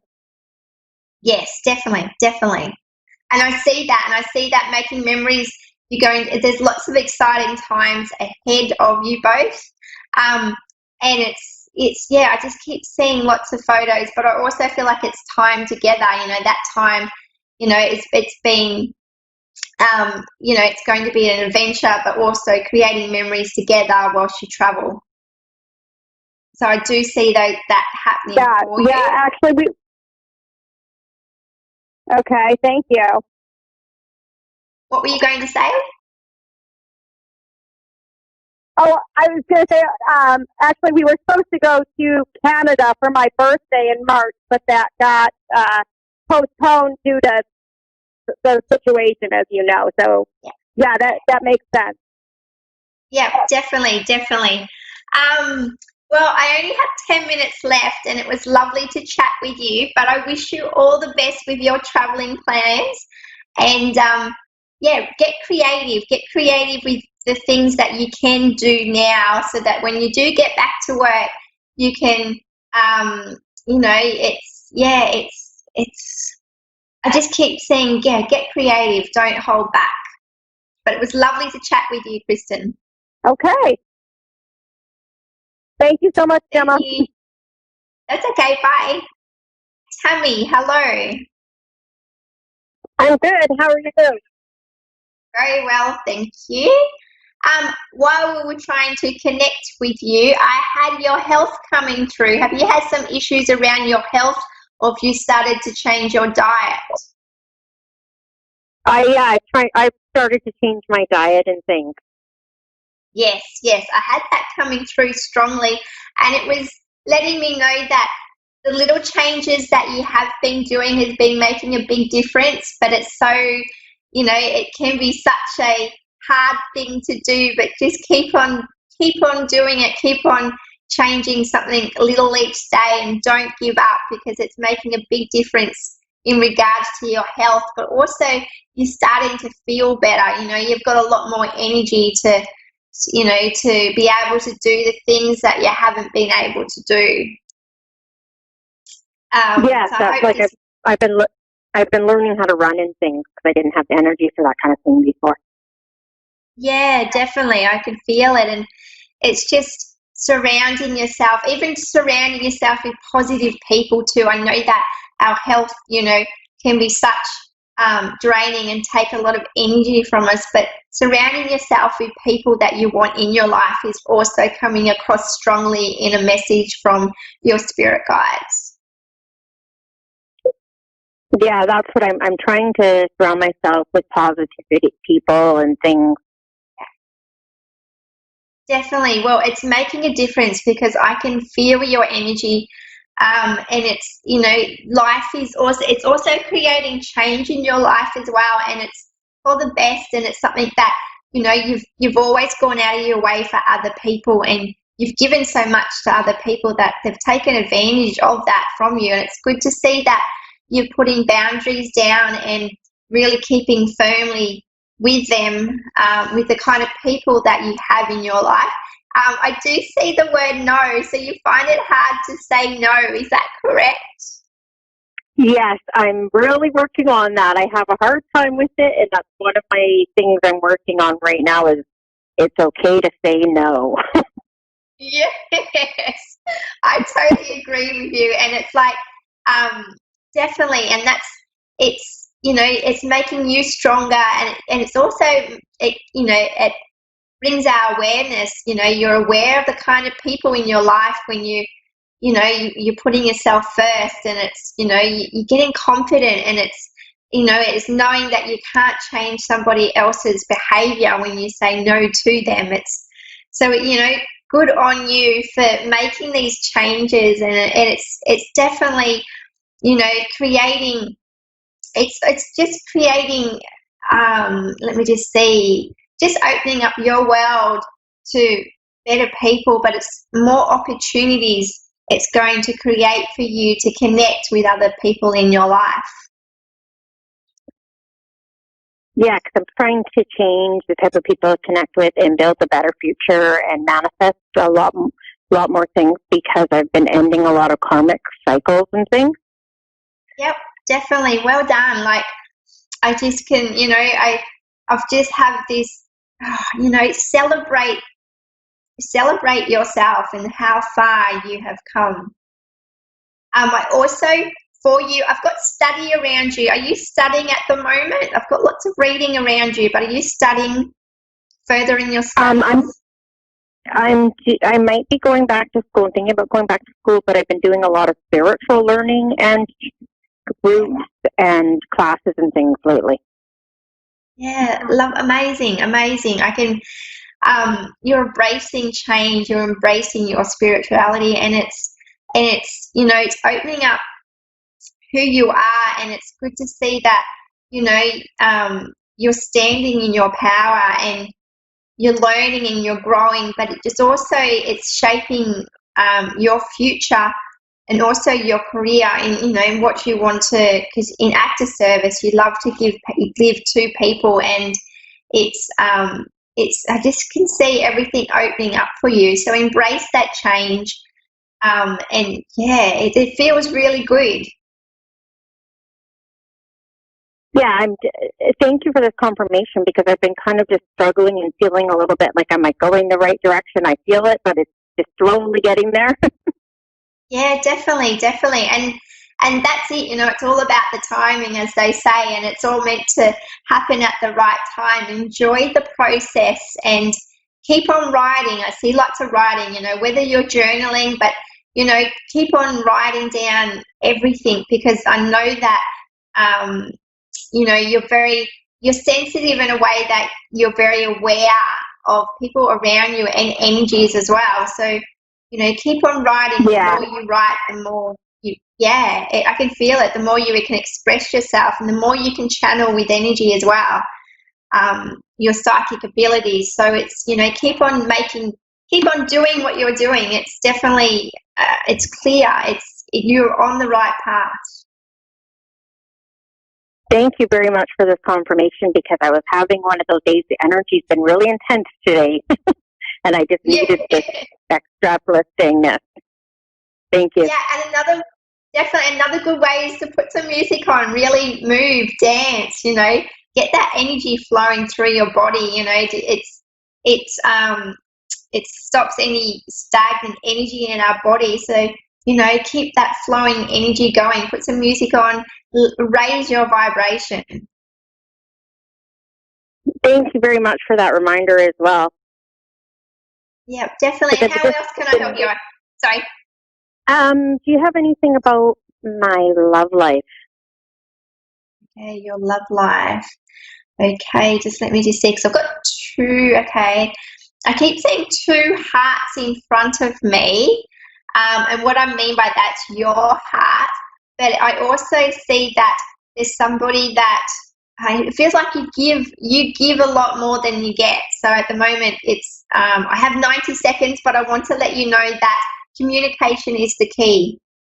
You express, but communication is the key. Keep expressing. Keep expressing, keep trying to communicate, and see how it goes is kind of the... Yes, definitely. Yeah. And definitely. You're upfront and honest, and hopefully it's returns. The more that you can, the more you're expressing yourself, the more he is as well. I only have 60 seconds, but I'd love for you to follow me on my Facebook page, Gemma's Spirit World. Let's connect, because you've got such a beautiful energy. Gemma's Spirit Realm? It's Spirit World. Gemma's Spirit Realm. Okay, Gemma or Jenna. Gemma, Gemma? Gemma. Yes, Gemma. Gemma Spirit Realm. Okay. Spirit World. Spirit World? Yeah, Gemma Spirit World. Spirit World. And you're on Facebook. Okay. Thank Yes. you. I will look you up. Thank you very much for this time. Sending you Thank great you, love and lovely. appreciation. Thank you. Bye. Many blessings. Bye. Thank you, A1R Psychic Radio. I had fun tonight. I look forward to connecting with you all next week.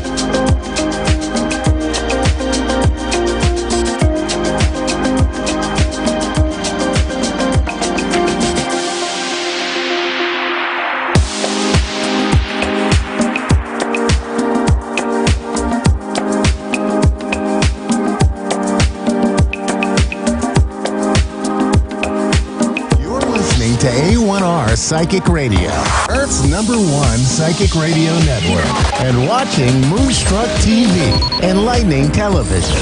Well, time for Persian Medium I Am Power with Fia Johann. Live from PersianMedium.com. Connect direct. In North America, dial 888-454-2751. In London, 20-3519-2158. In Sydney, dial 02-8488-3147. Or online, contact us through our Facebook page, facebook.com/Psychic Radio. Or one of our websites, AskOneRadio.com or Moonstruck.tv. This is Persian Medium I Am Power on A1R, the Ask One Radio Network.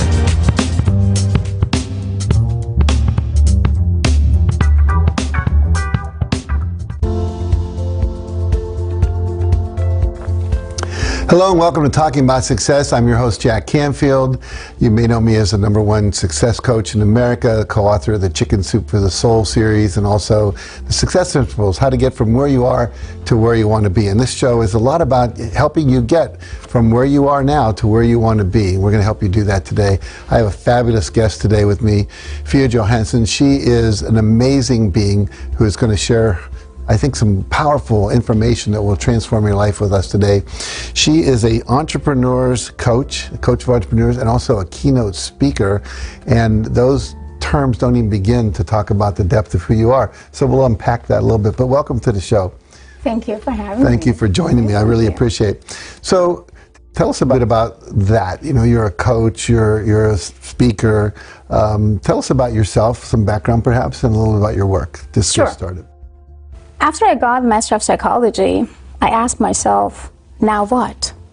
Okay, you got Master of Psychology, you're in your practice 8 hours a day, and you're just listening to people who came in and just crying, feel anxious, not happy, not feeling okay, and always connected to themselves about their past, not looking forward for the future.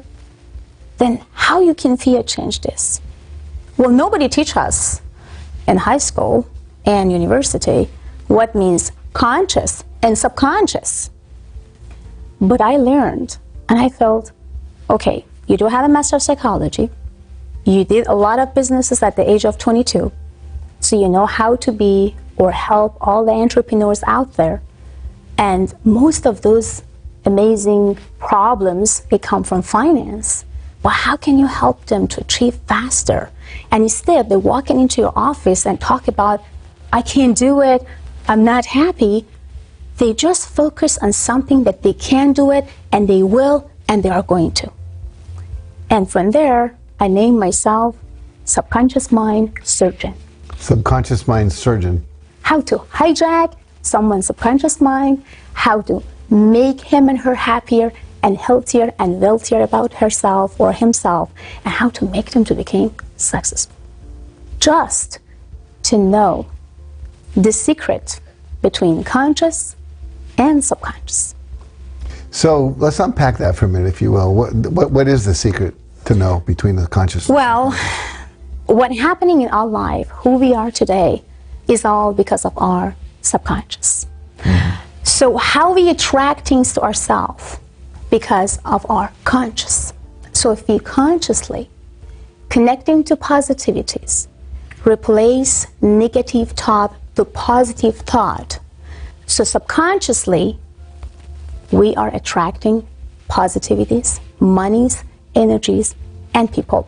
You was the one that taught me in so many years how we can use our subconscious mind, our brain, to get what we want.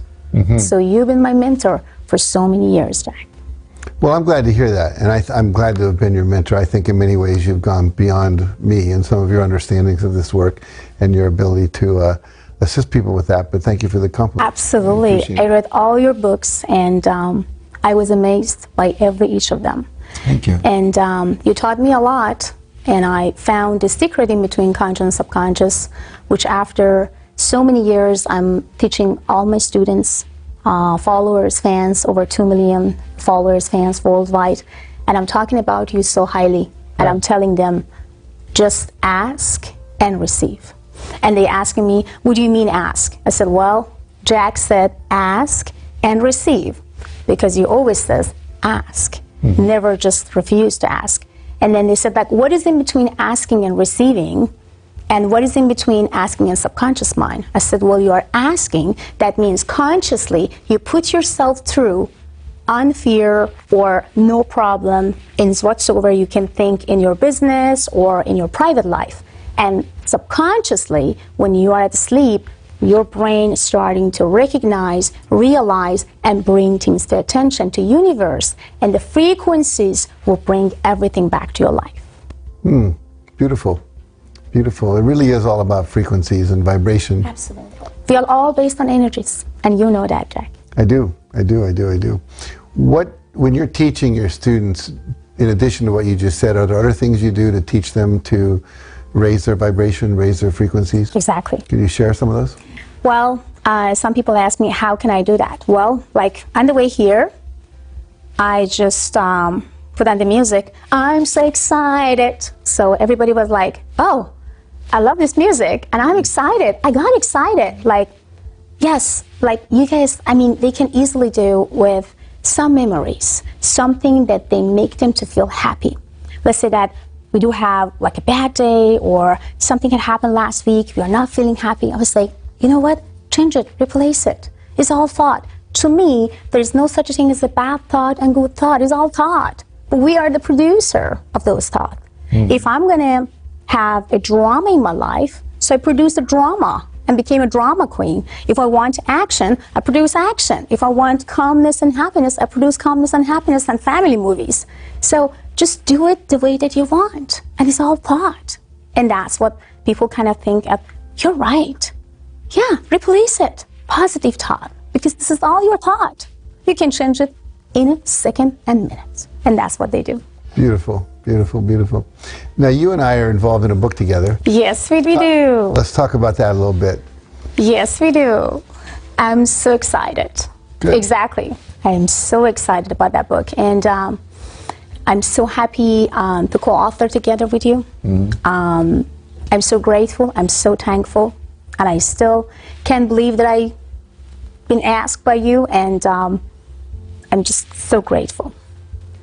So a lot of people ask me, what is all about? What is all about success?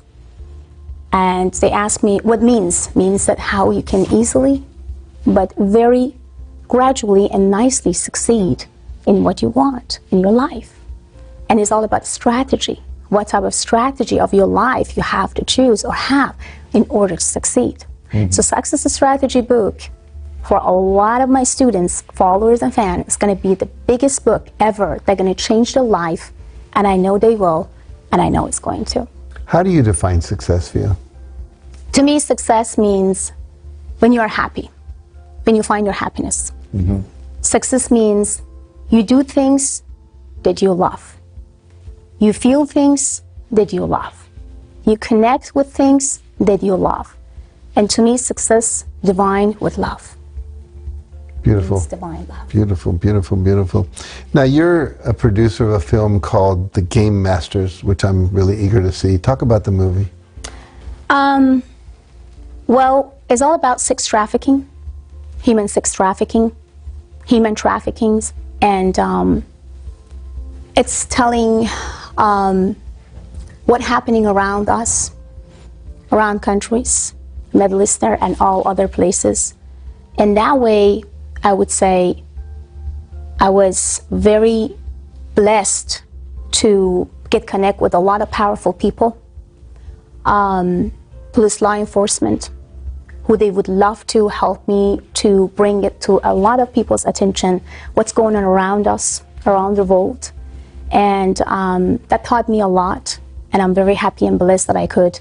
And is still continuing, is still get going. We are going to have another movie which coming, and it's going to be almost continuing the same way, but we are going to let other people know about more political stuff, things which is behind and all the stuff. I know that there's a lot of people may not really like that when we poke them in the eyes, but we're just trying to show people what's going on around and what means human trafficking, what means when a woman, beautiful, gorgeous ladies who came from other countries without knowing what she's going, where she's going, how she's doing, and what happened to her, and what else is going to happen in the world. So there's a lot behind it. What drew you into that project? Well, as you know, I'm also medium, so basically this is my bonus. So I'm working with law enforcement, police officers, private investigators, and also intelligence services. So I saw a lot with my own eyes. I feel a lot with my own heart. And I felt I need to make a movie. I need to bring it to attention to other people as well. They need to know about it. And this is the truth, the real truths of everything that we have on a daily basis, but we have no idea if it's even exists or not. So that made me to feel that take an action, make movies, and let everybody knows about it. So most people out there would say, oh, I see something, I'm going to make a movie. I mean, most people would feel overwhelmed by even committing to doing such a big thing. It's hard. It's not easy.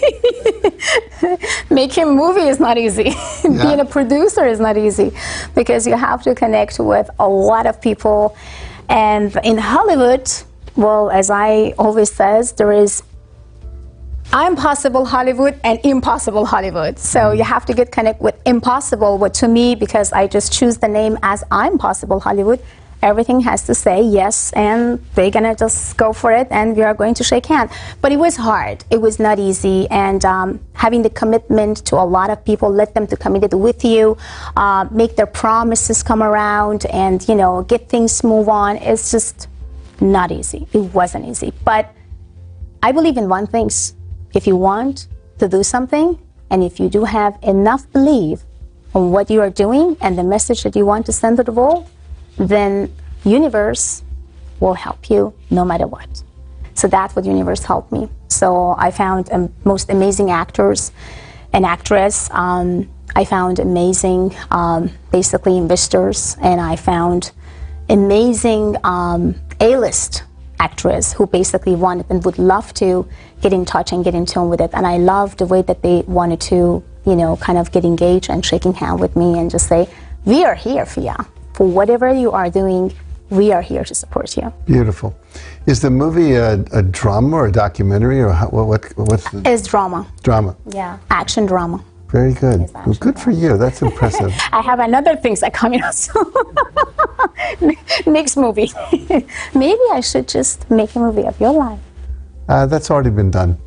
Well, we can do another version. Okay. You just said that you birthed again about 2 days ago. I went through a very transformative experience just a week ago, and I feel very different. So maybe we'll make a movie about that. Definitely, for sure. I'm just wondering who you'll cast as me.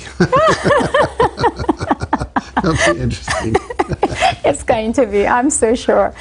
I'm also working with a lot of charities, and I open my own charities because I believe through knowledge, people can understand themselves better.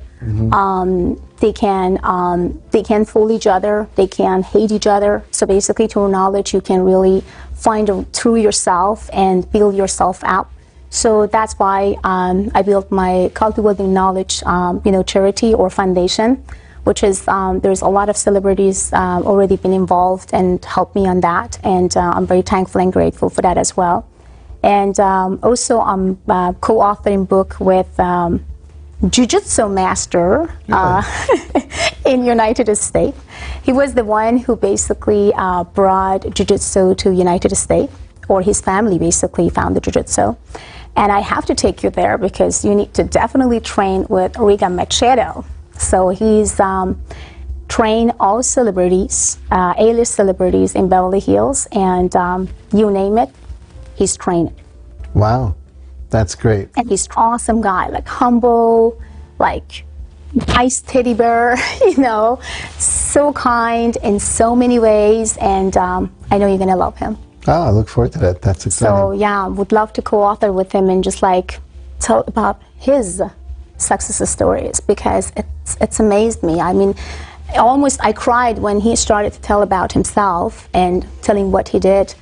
I almost cried. I was like, wow, couldn't even believe that you went through all those things, and then wow, that's amazing success that you have. And all celebrities, one after each other, just like walk into his academy. It was like, wow, I'm amazed by you, man. What type of power you have? Tell me about your secret.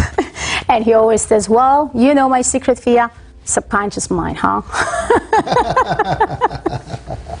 It's funny. That's beautiful, beautiful, beautiful.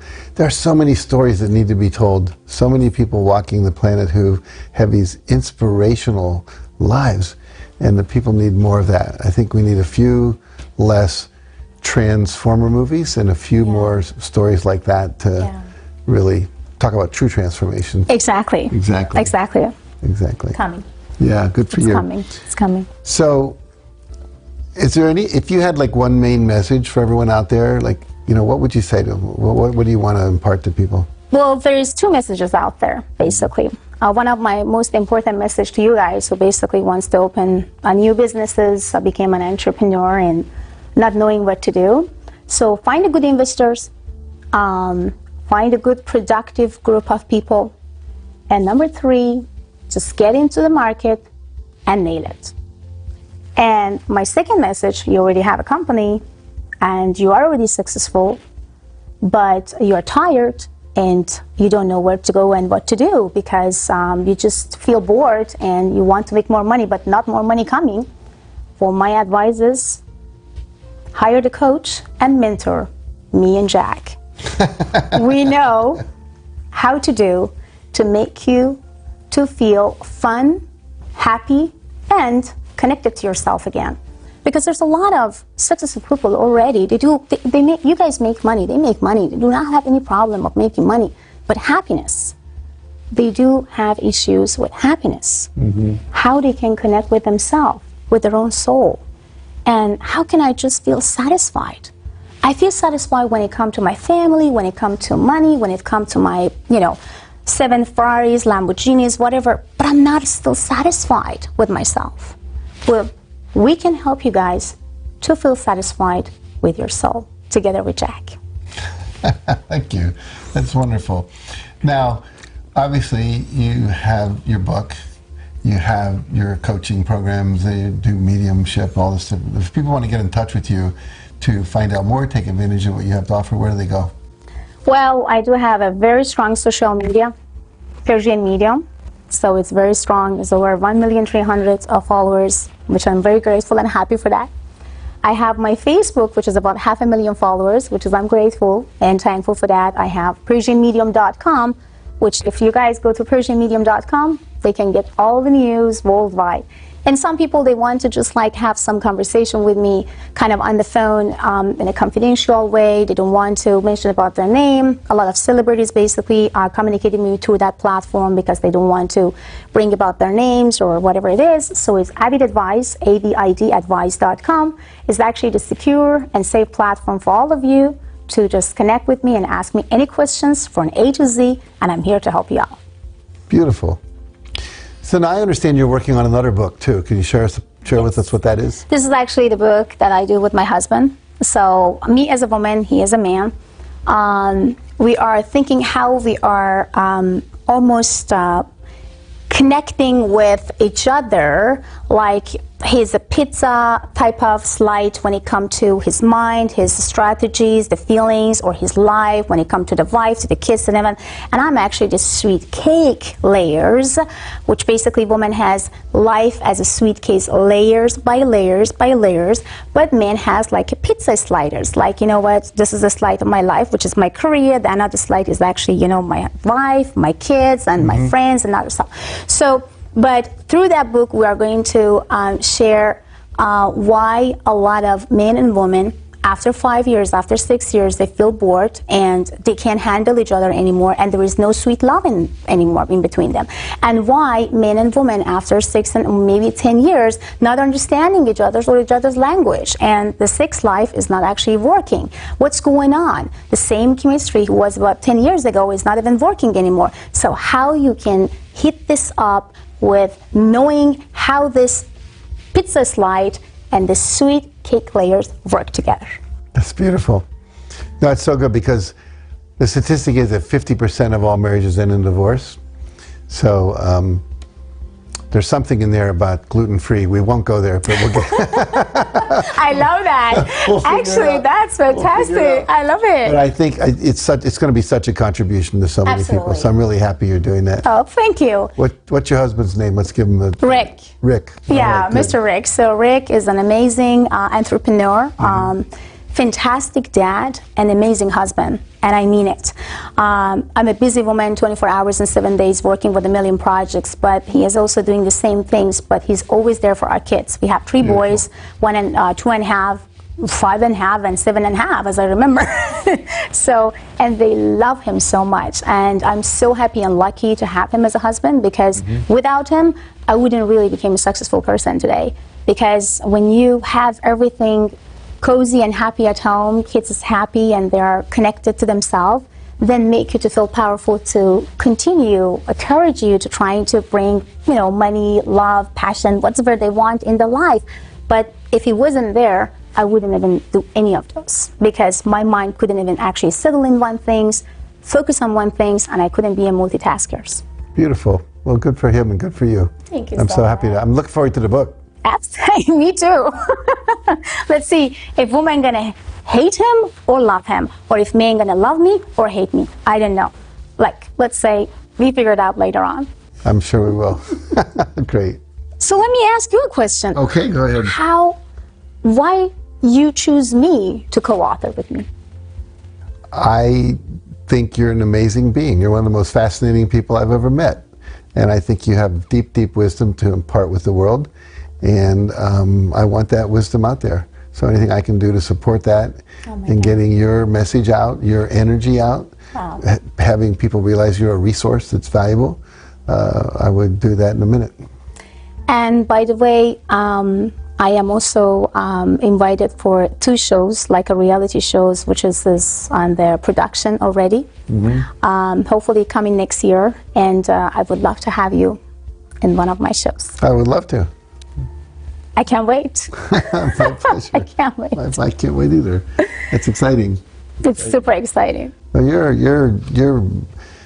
I just see you at the top of a cliff, just diving off into the space and doing amazing things. Yeah, exactly. Well, always my husband says when someone says no to you, you get more challenge. I says of course. Then never say no to me. So that's exactly what I say no to you, because I know exactly how to challenge you. So no to me is all challenge, and challenge to me is happiness, love, and prosperity. And I think challenge means that change your directions, feel happy again, and find your niche. Just every each of us has some talent, but not every each of us knows exactly how to use this talent. And just tap into the abilities that you have, that I always tell you guys. And I read all your books, and that's exactly what you says all the time. Find the real purpose of your life, and when you find the real purpose, then you know how to live. And that's exactly what I did. I found my purpose. My purpose is all about helping others, as you do. Very true. Very true. Very true. Yeah. My purpose has always been inspiring and empowering people to live their highest vision. Exactly. The highest power, the divine energies, the divine love. And everything actually is possible with divine love. Everything. Everything. I think we'll end with that. That's a good statement. Thank you so much. You're very welcome. All right, so you heard it here, and it's all available to you, and you deserve it. And so there are many places to go to receive that, but this woman here is one of the great supporters of your evolution. And so it's think about this as we end this show, that so many times opportunities come in front of you to actually give you the very thing you're looking for. And sometimes we pass it up. So don't do that this time. Take advantage of what she has to offer you. So thanks for joining us. Remember, everything's possible with divine love. You are divine love. And we're all here together to serve each other. And so I hope tonight or today, whenever you're watching this, that you've been served by us. So thank you for joining us, and we'll see you next week on Talking About Success.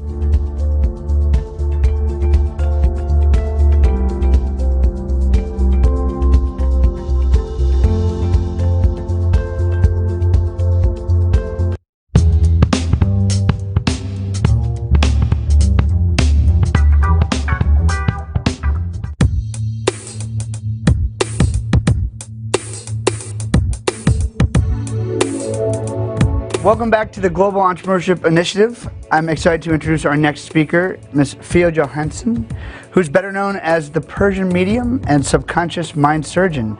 She's a multi-talented motivational speaker, clinical hypnotherapist, and celebrity psychic medium. An author who works closely with law enforcement to help locate missing people and solve difficult criminal cases with detectives and as well as private investigators. Throughout her career, she's helped thousands of people identify personal roadblocks to help them truly believe in their own path to success, whatever that dream may be. Her greatest passion in life is helping others achieve their ultimate dreams and desires, teaching people to believe that truly anything is possible. Please help me welcome to the stage Ms. Fia Johansson.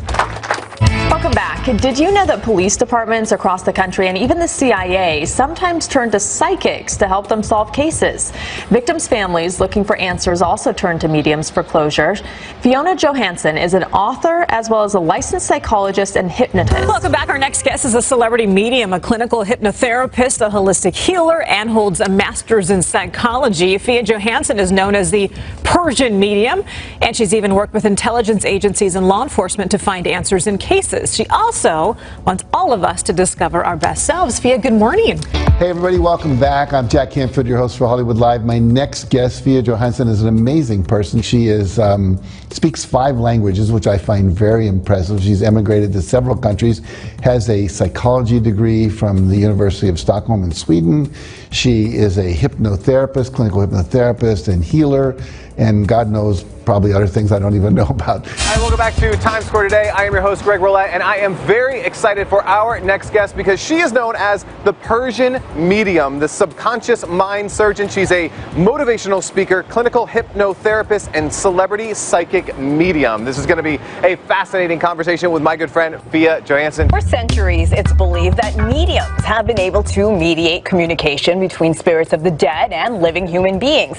People usually recruit mediums to help them get in contact with family members or friends who have passed on.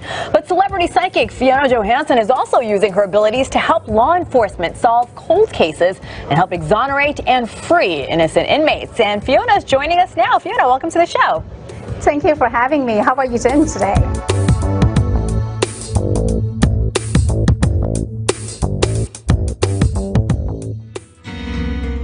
Welcome to Avid Awakening, a beautiful, gorgeous wellness center who will adjust you mentally, emotionally, and physically. Also, it will help you to manifest your finance, anything and everything you desire for. This place is a very beautiful place which is located in Crona Del Mar. So please book your appointment today.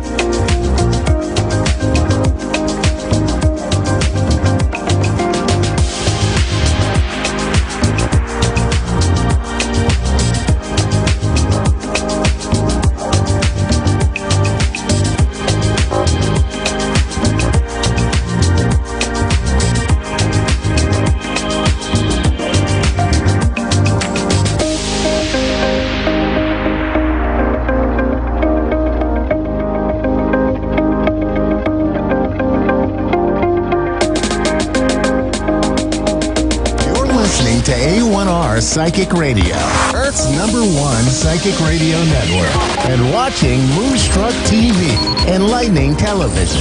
Welcome. And now Australia's Psychic Cowgirl with Tanya Reid.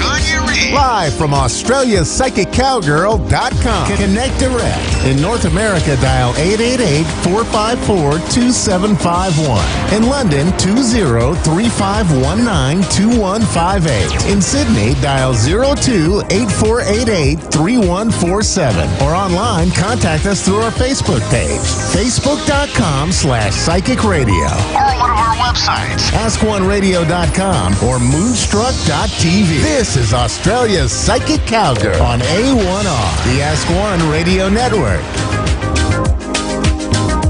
G'day, Tanya Reeves, Australia's Psychic Cowgirl, coming at you from here in Sunday Creek, Victoria, Australia. How is everyone? I hope you've had a good week. We've had a lot of different things happening with eclipses and energies around at the moment. So there's a lot of people going through a little bit of extra turmoil at the moment, and just know that you're not alone. There's many that are in, a similar space, and it's just about, again, keeping the faith. I feel like I'm a broken down record saying that, but it is something that, we need to be aware of. And no matter what the tests that we're being asked to go through, that know that it is for your highest good. And for many of us, we're questioning maybe the direction that we were going in or relationships we have been in. So you're really being shown what isn't in alignment for you right at this point in time. So please take the time to trust that, because it really is, how can we say, we're really being shown it for a reason. So honour the process, trust the information that you're given, know that your gut feeling will never lead you astray, and, tune into that and really get connected to your own psychic sense, which we all have. And I always encourage everyone to say, we're all a bit, similar in that way, that we go through these things as a collective. So, even for those that aren't necessarily having major turmoil within your life, you might be picking up on some of the energies or the current energies that are around, that people are, going through, others that are going through different things. So, yeah, just be aware of that. We had for this week for me, we had a great outcome with a little lost boy that was lost within the mountain that's close by to us, pretty much on our back doorstep here. So we were so rapt yesterday to find out that he had been found after 2 nights out in the freezing cold, and in amongst forest and bushland. So we were really rapt with that result. I went out with my neighbour on my horse, and we did a bit of looking around on the day before he was found. So yeah, and it was just great to see, as a community, everybody connecting together, and it was really wonderful that as a community, everyone stepped up. There was massive amounts of volunteers. Just everyone was volunteering to step up and help. And it just goes to show what a great place we live in, and just reinforces that, we have communities out there willing to help each other. And, it's nice to be a part of that. And it's also nice to have that wonderful outcome. And we were holding the faith, going, yep, we're going to find him. We were so strong on that. And I know my tribe that are attached to my page, Australia's Psychic Cowgirl, were all had our prayers and everything out there to get that outcome, and we were really rapt that that's the way it went. So yeah, so that was encouraging. So, but anyway, if you're finding that you are struggling a little bit with the current energies and things going on around, don't forget to get outside. Nature's a great healer, and also gives us the tools to be able to move forward with things. Don't forget to also connect with your guides, your friends, family and spirit are around you. They want to help. There seems to be a thing where they won't interfere unless you ask. So don't forget to ask for signs, because you will get them. There's definitely no doubt about that.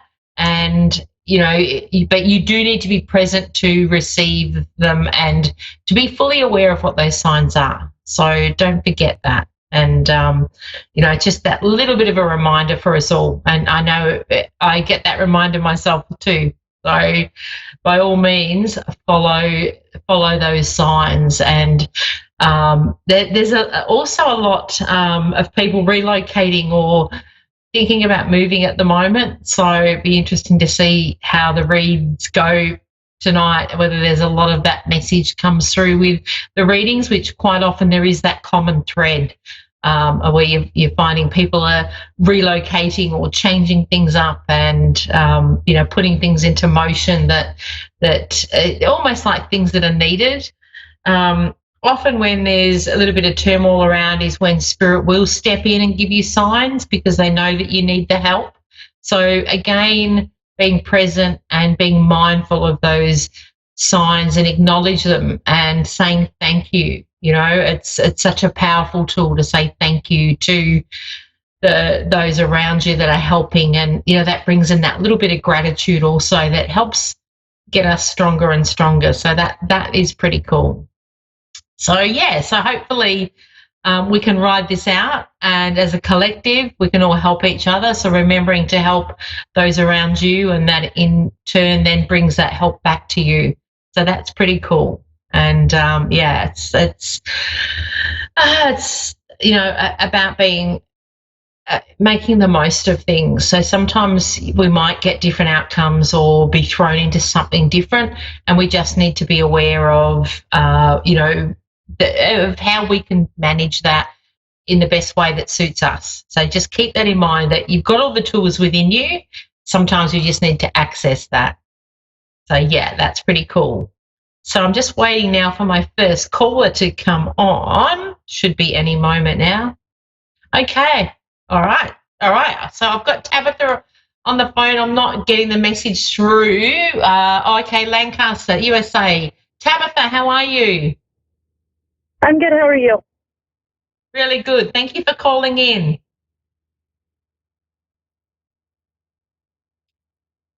Okay, she's still there?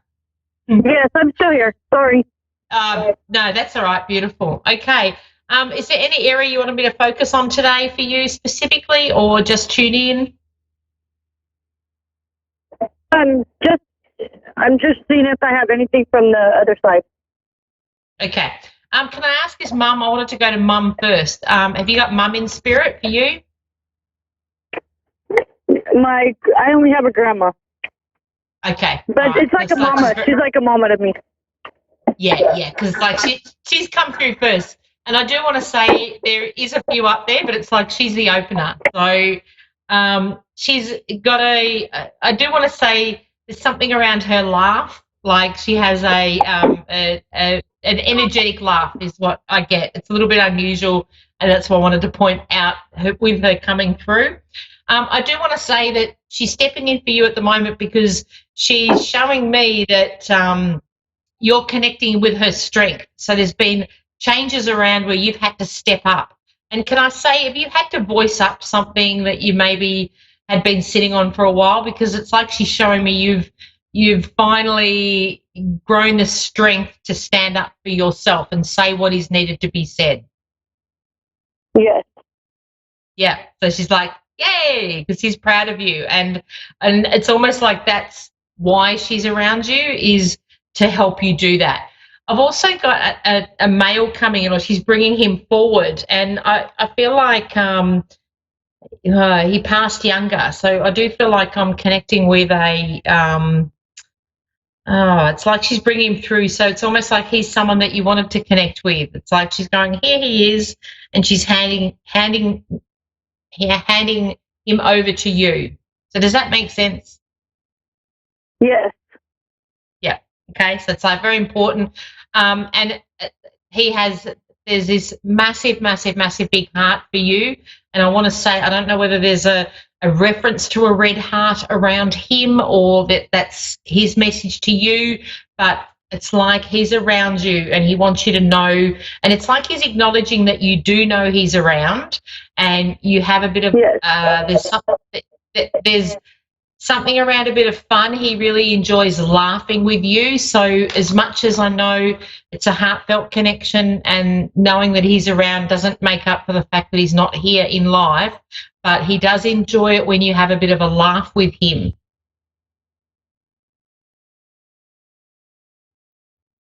Okay. Yeah, I know who that is. Yeah, and it's like because he likes to have fun.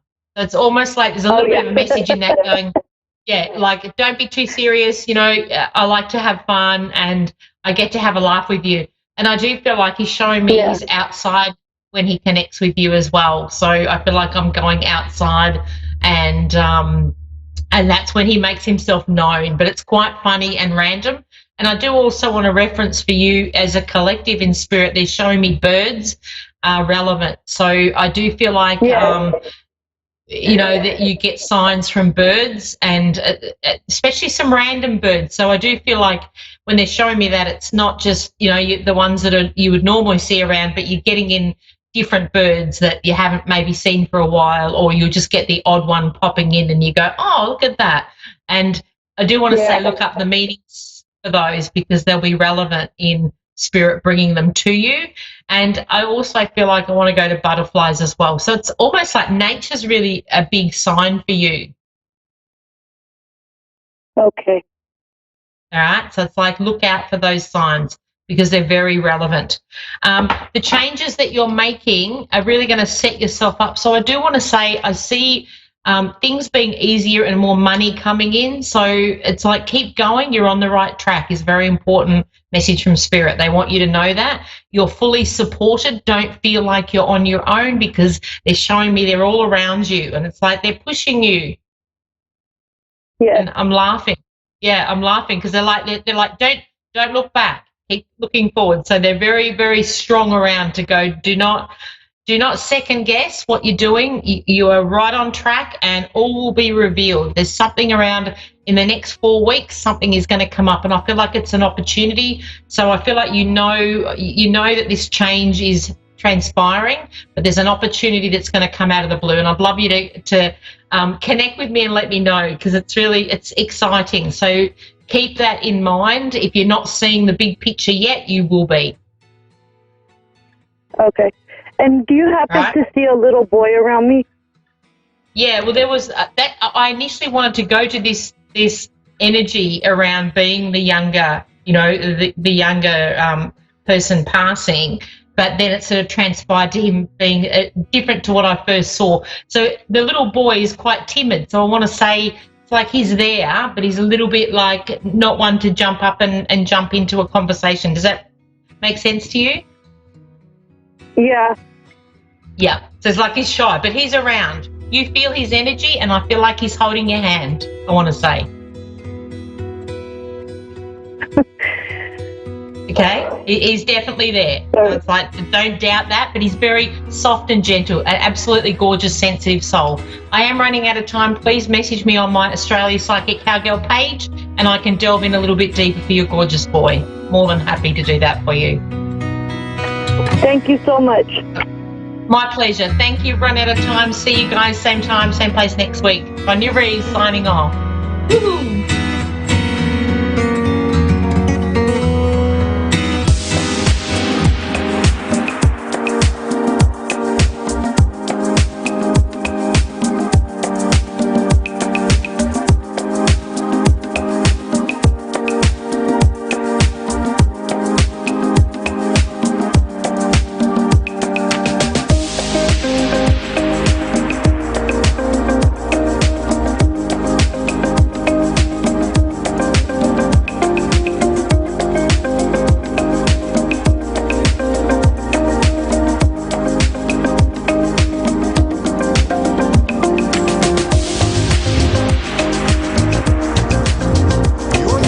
To A1R Psychic Radio, Earth's #1 psychic radio network, and watching Moonstruck TV, enlightening television.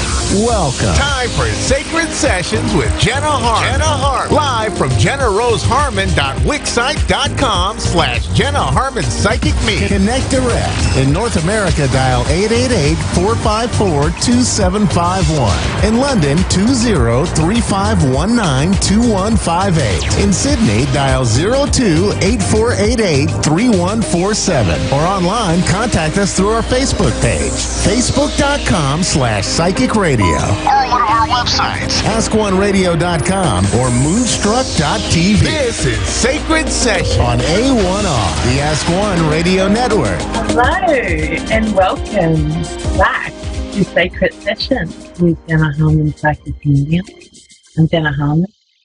Good evening to my American followers. I know that it's Tuesday over there for you. I hope you've had a splendid day. Over here in Sydney, Australia, it's actually Wednesday morning, so we're just about to start a great day. And I hope that you're well where you're at. I hope this week really brings you some beautiful opportunities, some lovely connections as we start to get back out living life as semi-normal again. And I hope that you're all feeling capable, happy, and humble. I don't want to really get too much into me this week, and I'd really like to kind of jump in and see what the universe has to offer the beautiful call that called through today. So I'm not going to talk too much today, but what I would like to say is what I'd love you to do for the next week, if possible, would be to really feed your soul, really do some positive things for yourself. Try and eat as best as possible. Try and sleep as best as possible. And definitely keep up the hydration. I know that that sounds really kind of not so interesting, but realistically, if we can start ourselves off in the best possible way every day, then we're really helping our stress levels. We're really helping ourselves be able to cope with our busy schedules. And realistically, it's starting us off in the best possible footing of the day. And with that, we are then capable to go and make that positive change that we need to be a lot more mind, body, and spirit connected, and also give the best that we have to give. And it's definitely something I try and do. I have a very big family here. So for me, sleep is definitely something I need. I have 5 children, and we have a busy house, and I find if I can at least start my day off with as much sleep as possible and hydrating myself and just trying to love myself as gently as possible, it is always the best scenario for me, and it's always the better way to start my day. And of course, then all the spiritual stuff and the universal stuff will come on through, but I find that I'm a better vessel to be able to cope with what life throws at me.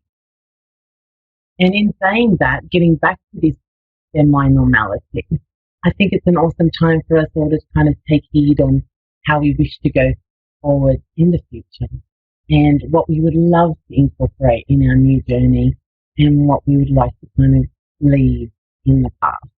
So I feel like it's a really great time for manifestation. It's a really great time to start the new in what you would love to bring into your life. And it's a really great time to kind of take stock of where you're at, what you would love to come into your life, and also what you would love to bring forward in your life.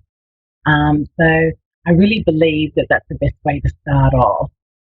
Definitely so, to speak.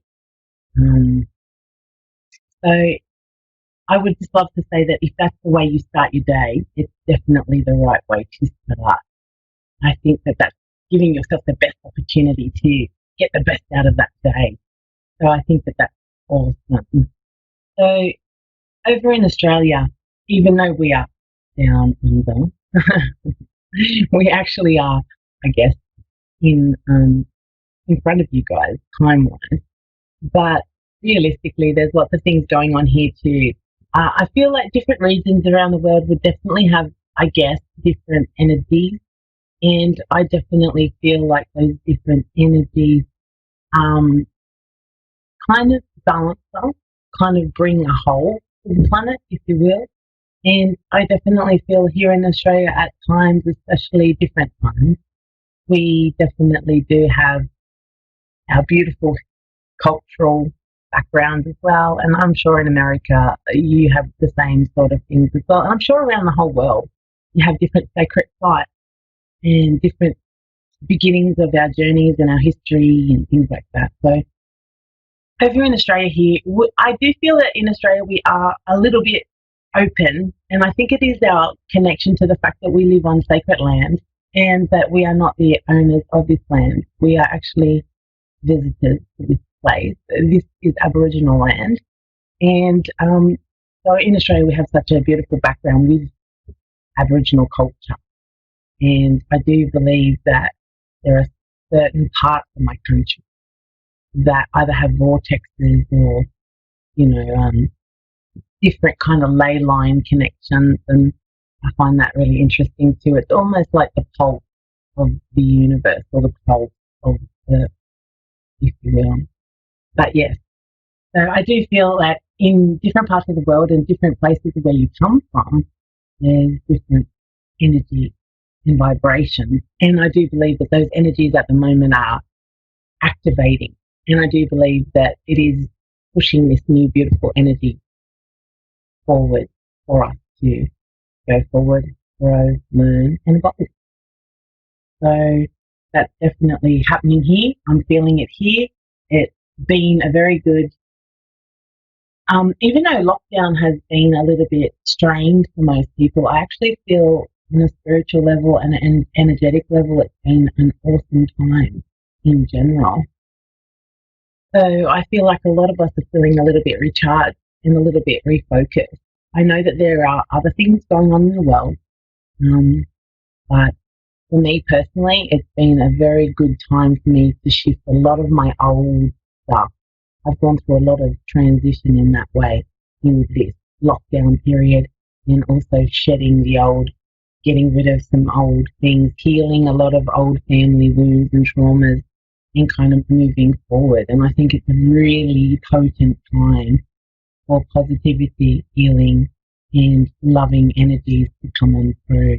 So I hope that you are aware of the opportunities that are coming at this point, and I hope that you are taking advantage of that. Anyway, let's jump on to our caller today, and our caller is Daryl, and he's from New Wales in the UK. So come on through, Daryl. Darylyn. Yes, I'm in Wales. Good morning. How are you? I'm good, thank you. How can I help you? My son's self. I just wanted to connect with somebody on the other side. Right. Now, sweetheart, would you be able to connect with the female mother figure that would be in spirit for you? Is that mum particularly, sweetheart? I feel like there's a female.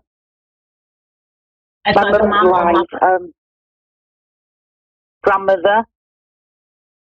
Grandmother?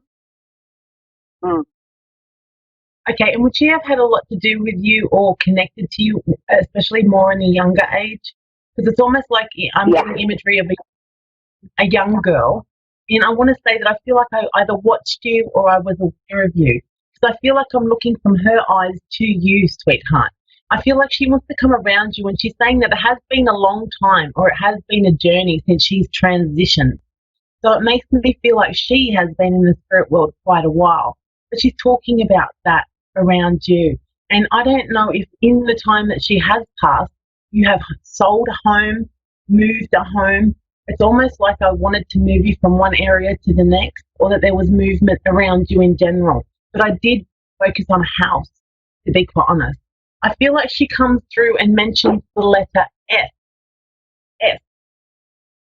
And I feel like she also wants to come through and mention that she's aware of what has happened to the family tree since she has passed. So whether there have been people that are maybe not communicating anymore with each other, or that there has been a falling out, I feel like she's aware of how things have changed, and she wants to let you know that. I also feel like there's a little girl, or there's been a female baby born to your family tree since she has passed. She also wants to let you know that things are fine. Please don't worry. I want to give you the message to please look after your chest area. I don't know if you live in a place that's quite cool, cold, or can be quite damp in that winter or cold time, but I feel like I want ask you to just be very aware of your chest area and to be aware of your chest health. She comes through and she wants to say to you, it's almost like she brings an offering. It's almost like she wants to give me baked goods or cooked goods. So it makes me feel like she was either the cook, she was in the kitchen a lot, she was always around. I also want to say to you that I get the letter R for rosemary, any way you want to put it. I get the letter R. And I also want to say to you, sweetheart, do you still have the doilies? Do you still have the handkerchief? I feel like I'm seeing the old-fashioned hanky or the old-fashioned doily, and it's got the crochet around the outside, or it's quite pretty. So it makes me feel like she either used those, or that she's saying that maybe you've inherited them, or something to do with you using them, or that she used them. I feel like I want to clean up with her. So it makes me feel like she was very precise and everything had a place. And that everything was where it was meant to go. I feel like she was quite a big influence on the family. She wants you to know that everything's fine. She also wants you to know to look for the star. I don't know if you stargaze or you look at the night sky, but the symbology she gives me is a star for you, sweetheart. She's going to let you know she's around with the stars. I just want you to know that she's always with you, sending you love, and she's giving you a big hug, as always, sweetheart. And I'm going to leave it there for today. I'm sorry. But I really, really, really hope that resonates with you. Your grandma is around you a lot, and she actually comes with a smell, my love. So you will know when she is around. Sending you lots of love. You are completely fine and well. And she just wants to send big kisses to the whole family. I hope that brought you a little bit of comfort today, Darylyn. I hope that you have a great day where you're at. I'll be going to bed in a bit. Thank you. Sorry. Oh, you are quite welcome. I said it's bedtime here. Well, nearly. Well, sweet dreams, darling. Sweet dreams from your grandma.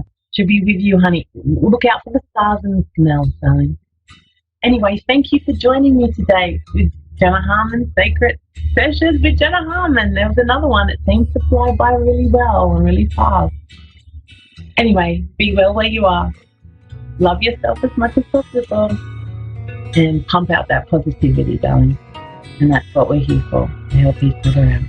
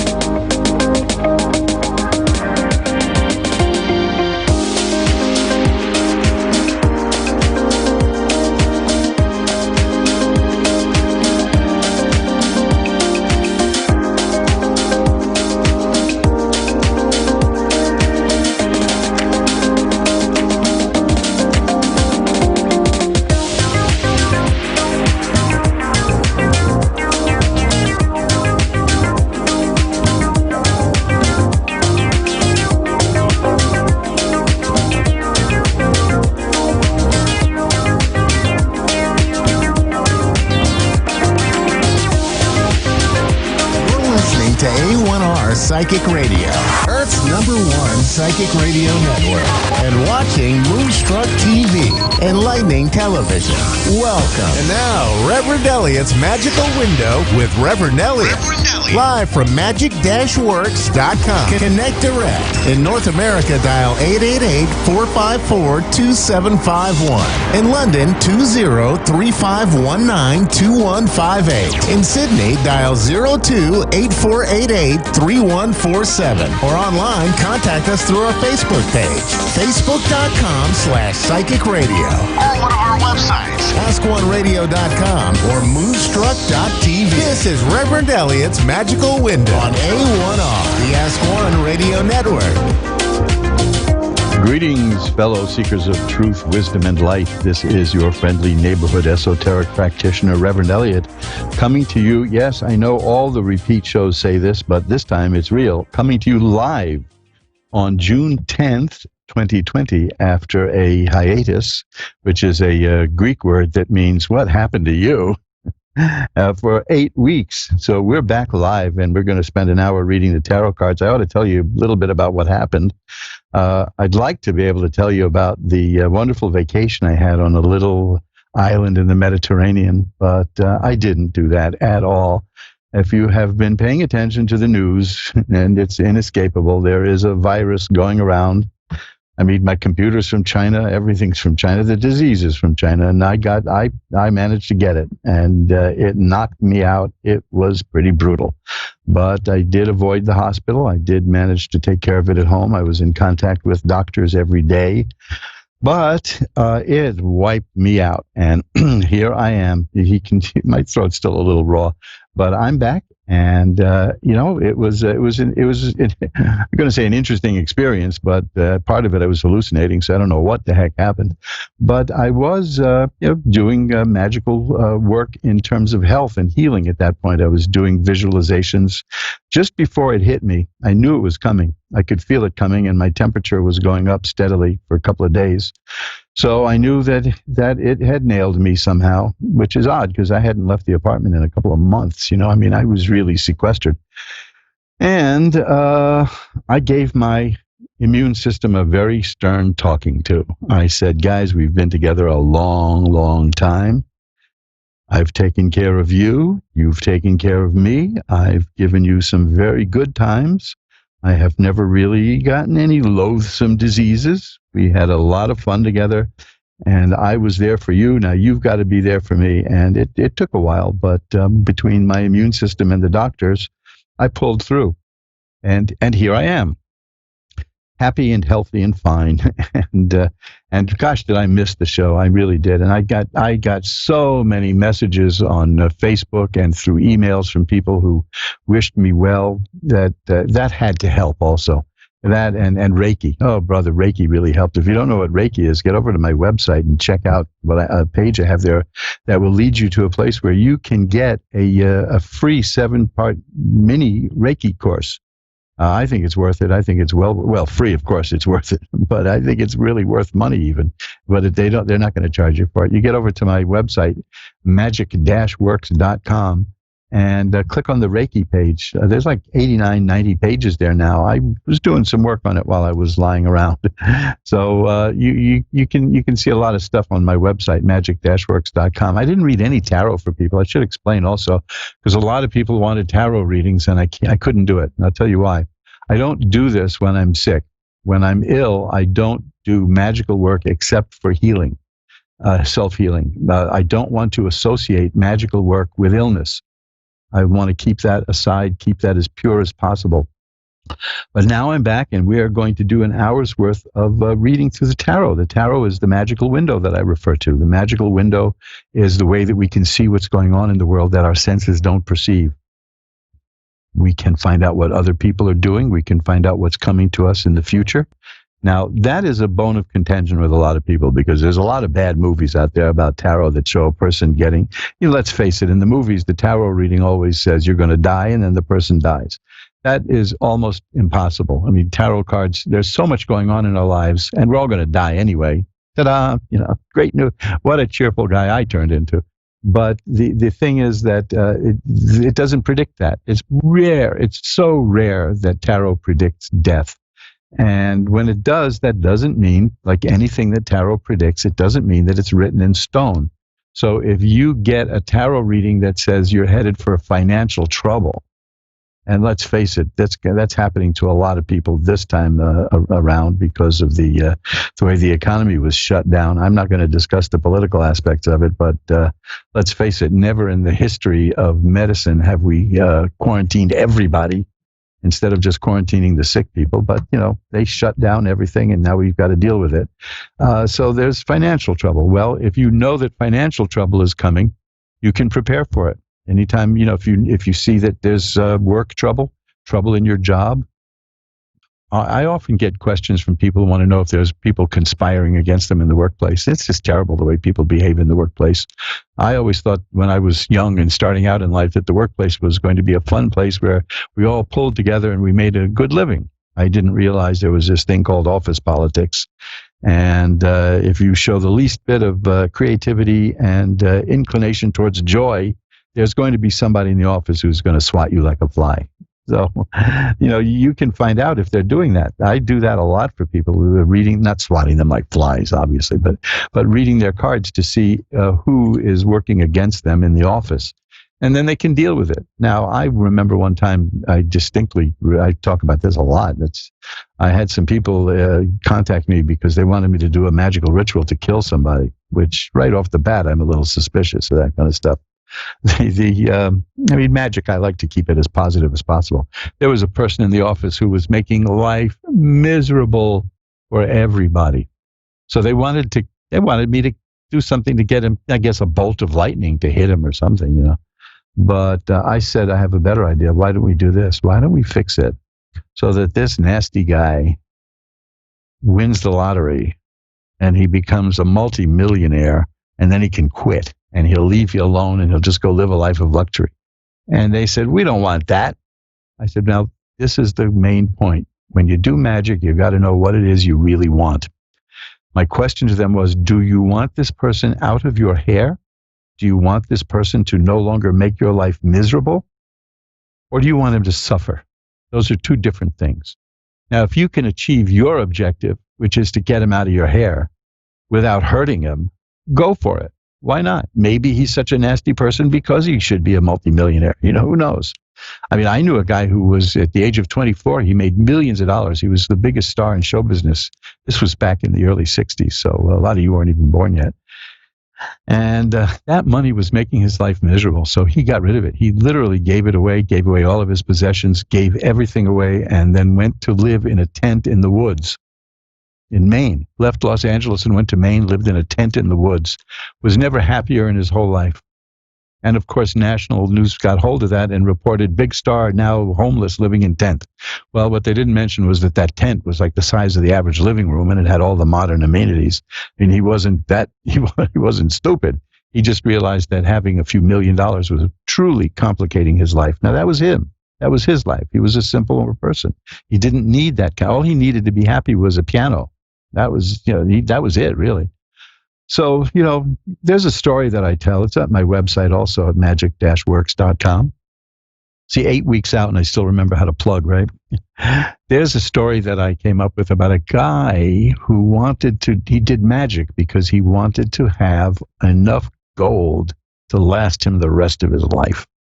Okay, not the loftiest of goals, but I can see the point. Without money, you've got big problems. There's an old saying, by the way, in banking circles, because I worked with a lot of bankers when I was doing screenwriting, and not just because they financed the films, but because I did a script about banking. There's an old saying they have, which a lot of people don't know, but it makes perfect sense. If you owe the bank $5,000 and you can't pay them, you've got a problem. If you owe the bank $5 million and you can't pay them, the bank has a problem. So this is why we see a lot of people who seem to be really super rich, but they're massively in debt. The banks will keep propping them up because they need that money.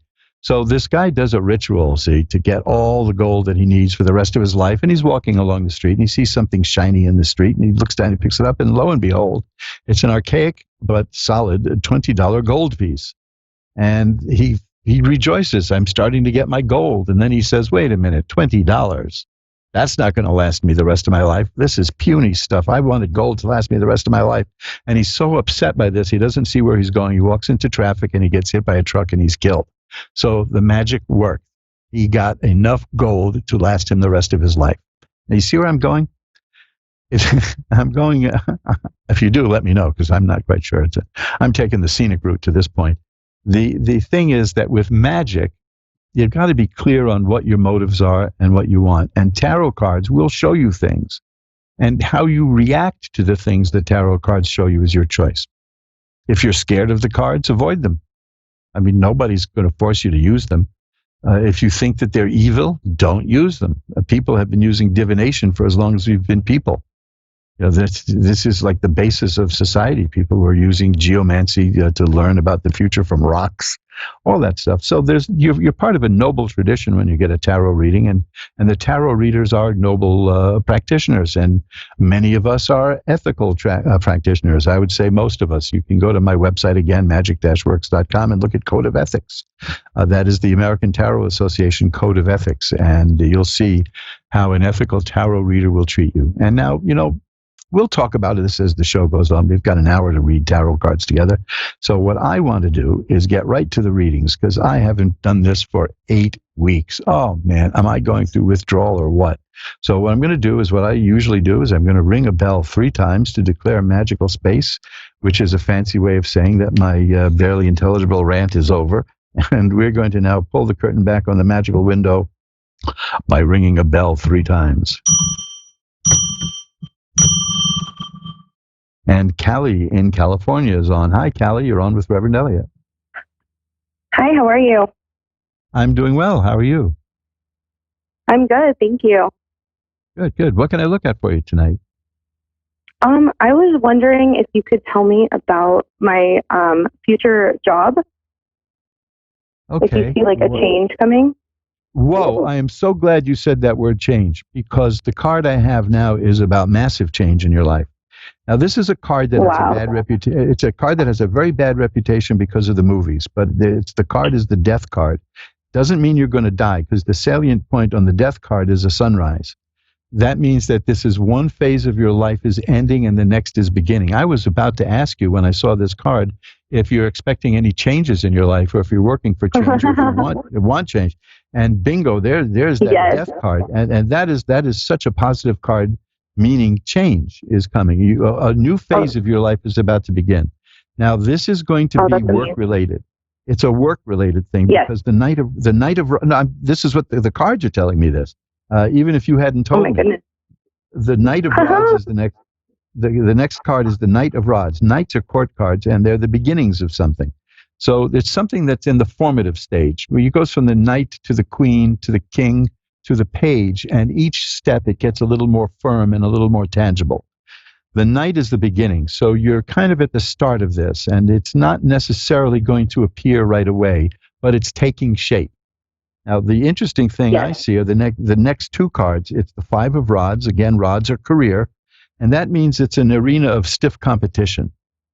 So you're going to be pretty much doing battle, not terrible battle, just stiff competition to get what you want. Now, the question is, what are you going to get what you want? According to what I have here, yes, because the next card is the 10 of coins. The 10 of coins is, the 10s are perfection in their suit, and this is money, and this is family, and this is happiness, and this is joy. And you are you are going to succeed.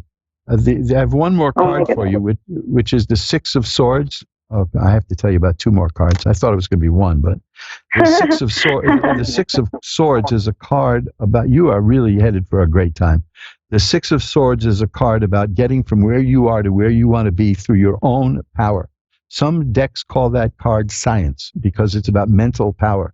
The swords can mean 2 things. They can mean conflict, or they can mean mental activity. It depends on the cards around them. And this card definitely is, you saw something, you envisioned something, and you're making that something happen. The next card, I had the 10 of coins for you. I have the 10 of cups. That's perfected happiness. You are about to enter the happiest portion of your life so far.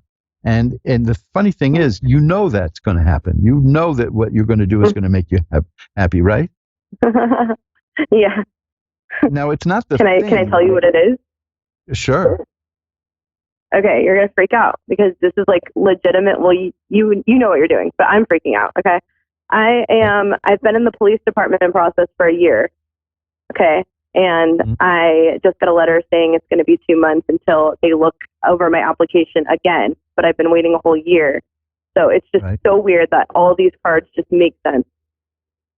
Yeah, it's just amazing to me. This is about something that's taking shape and it's forming, but it's going to work, and you're going to be very well. You're going to be happy with it. Here's another card, the Temperance card. It'll lead you to a well-balanced life. It's going to be very good for you, and I think that like it's not the job itself that's going to make you happy. It's you doing the thing that fits your personality that's going to make you happy, and that's the thing. Because I spent years around people in the entertainment business, and I would see the young ones coming up and say, when I'm rich and famous, I'm going to be really happy, and then I'll be important. And I've seen some of them made it. They became rich and famous, and more than I like to contemplate, killed themselves because they found out that they were still the same. They were still the same person they were, only now they had a lot of money and everyone knew who they were. So they were looking for something outside themselves. These cards show me that you're looking for something that's intrinsic to you, that you're following who you are. And that's why the Death card is so important, because it's almost like an old you is going to be gone and a new you is going to appear. And it's a new, and it's a very competitive thing, I told you, but you're going to get it, what I see. And it's going to be good for you. It's emotionally and financially, and in terms of your temperament and balance, it's going to be really good for you. This is a really, I am so thrilled that my first week back, my first show back after 8 weeks away, it's such a wonderful, wonderful reading. Because I knew an obstetrician. I've done so many readings, and this is the best one I've ever done. I'm just going to tell you that. I feel it. So I knew an obstetrician once who told me he had been an obstetrician for years, and he delivered thousands of babies. And he said he's always nervous when he does it, and the first thing he does is he counts their fingers and toes to make sure everything's there, And the tarot readers go through the same thing, because we don't like giving people bad news, but the theory we have is that there is no such thing as bad news. It's just really news you don't want to hear, but having it is important. But this is good. This is really good. You're so in tune to this that the moment that I pulled that Death card, you used the word change. You can hear this. This show will be in the archives in a day or so, and you can hear the reading again. And that blew my mind, because I'm looking at that card and I'm asking, I'm hesitant. Should I ask about change? Because what if the answer is no? We all go through that as readers. We have little doubts. Yeah. But we got to trust these cards, and the card was right. The card's right on the money. I'm going to do one more thing. I want to get to another call, but I'm going to pull one more card just to see. Okay, this is good. This is, again, it's rods, which is career. Now, remember I said stiff competition? The Seven of Rods is a card of a person who can sweep away all obstacles. That's amazing. So you're going to be doing just fine. You'll be doing fine. I really appreciate this. Thank you so much. This is amazing. It's my pleasure. It really, I think so. And it's not me, it's the cards, so and they're your cards. If contact me at some point down the road, and maybe I'll do a private reading for you, because I also do readings off the air, and maybe we can take an in-depth look at this. But because you are about to begin the most exciting chapter of your life that you've ever had, and it's coming too, and because you planned it. I do. And it's working. Yes. So good. I'm not even going to say good luck to you. You don't need good luck. Thanks. Oh, thank you. I really appreciate you. Thanks for the call, and thanks thank for you. Have a good day.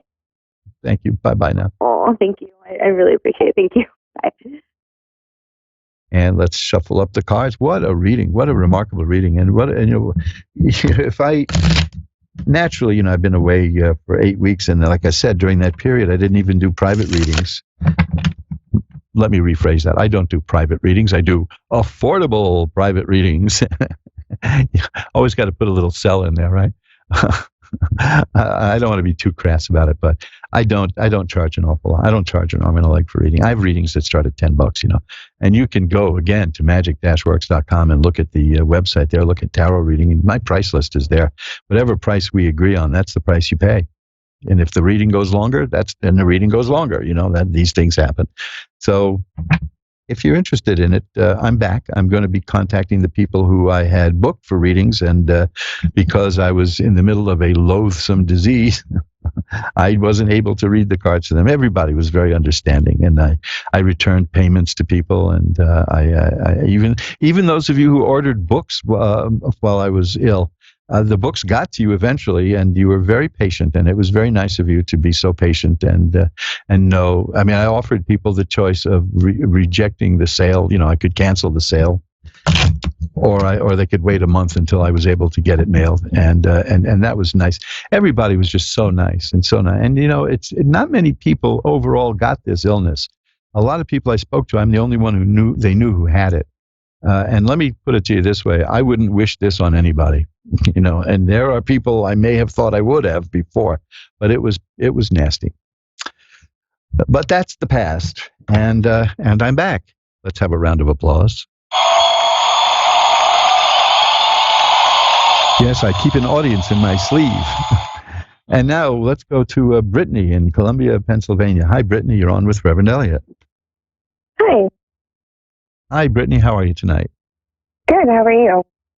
I'm doing well, doing very well. I'm glad to be back. I'm glad to be anywhere. Good. I'm glad to hear you're back. Thank you. I just so miss the energy I get from doing this show. What can I look at for you, Brittany? Well, this is my first time, so I'm all new to this. So I just want some insight, and I want to see, what the world has for me out there. And I wanted to try you guys out and see, because I'm a believer in this stuff. So this is my first time. Well, let's see. Now, I've got some interesting cards here for you. Okay. But I'm going to ask you a few questions because it's they're the kind of cards that can go either way. The Eight of Swords is about a person. The first is the Eight of Swords, and that's a person who feels like restricted and tied up, and not sure which way to turn. Are you feeling that these days?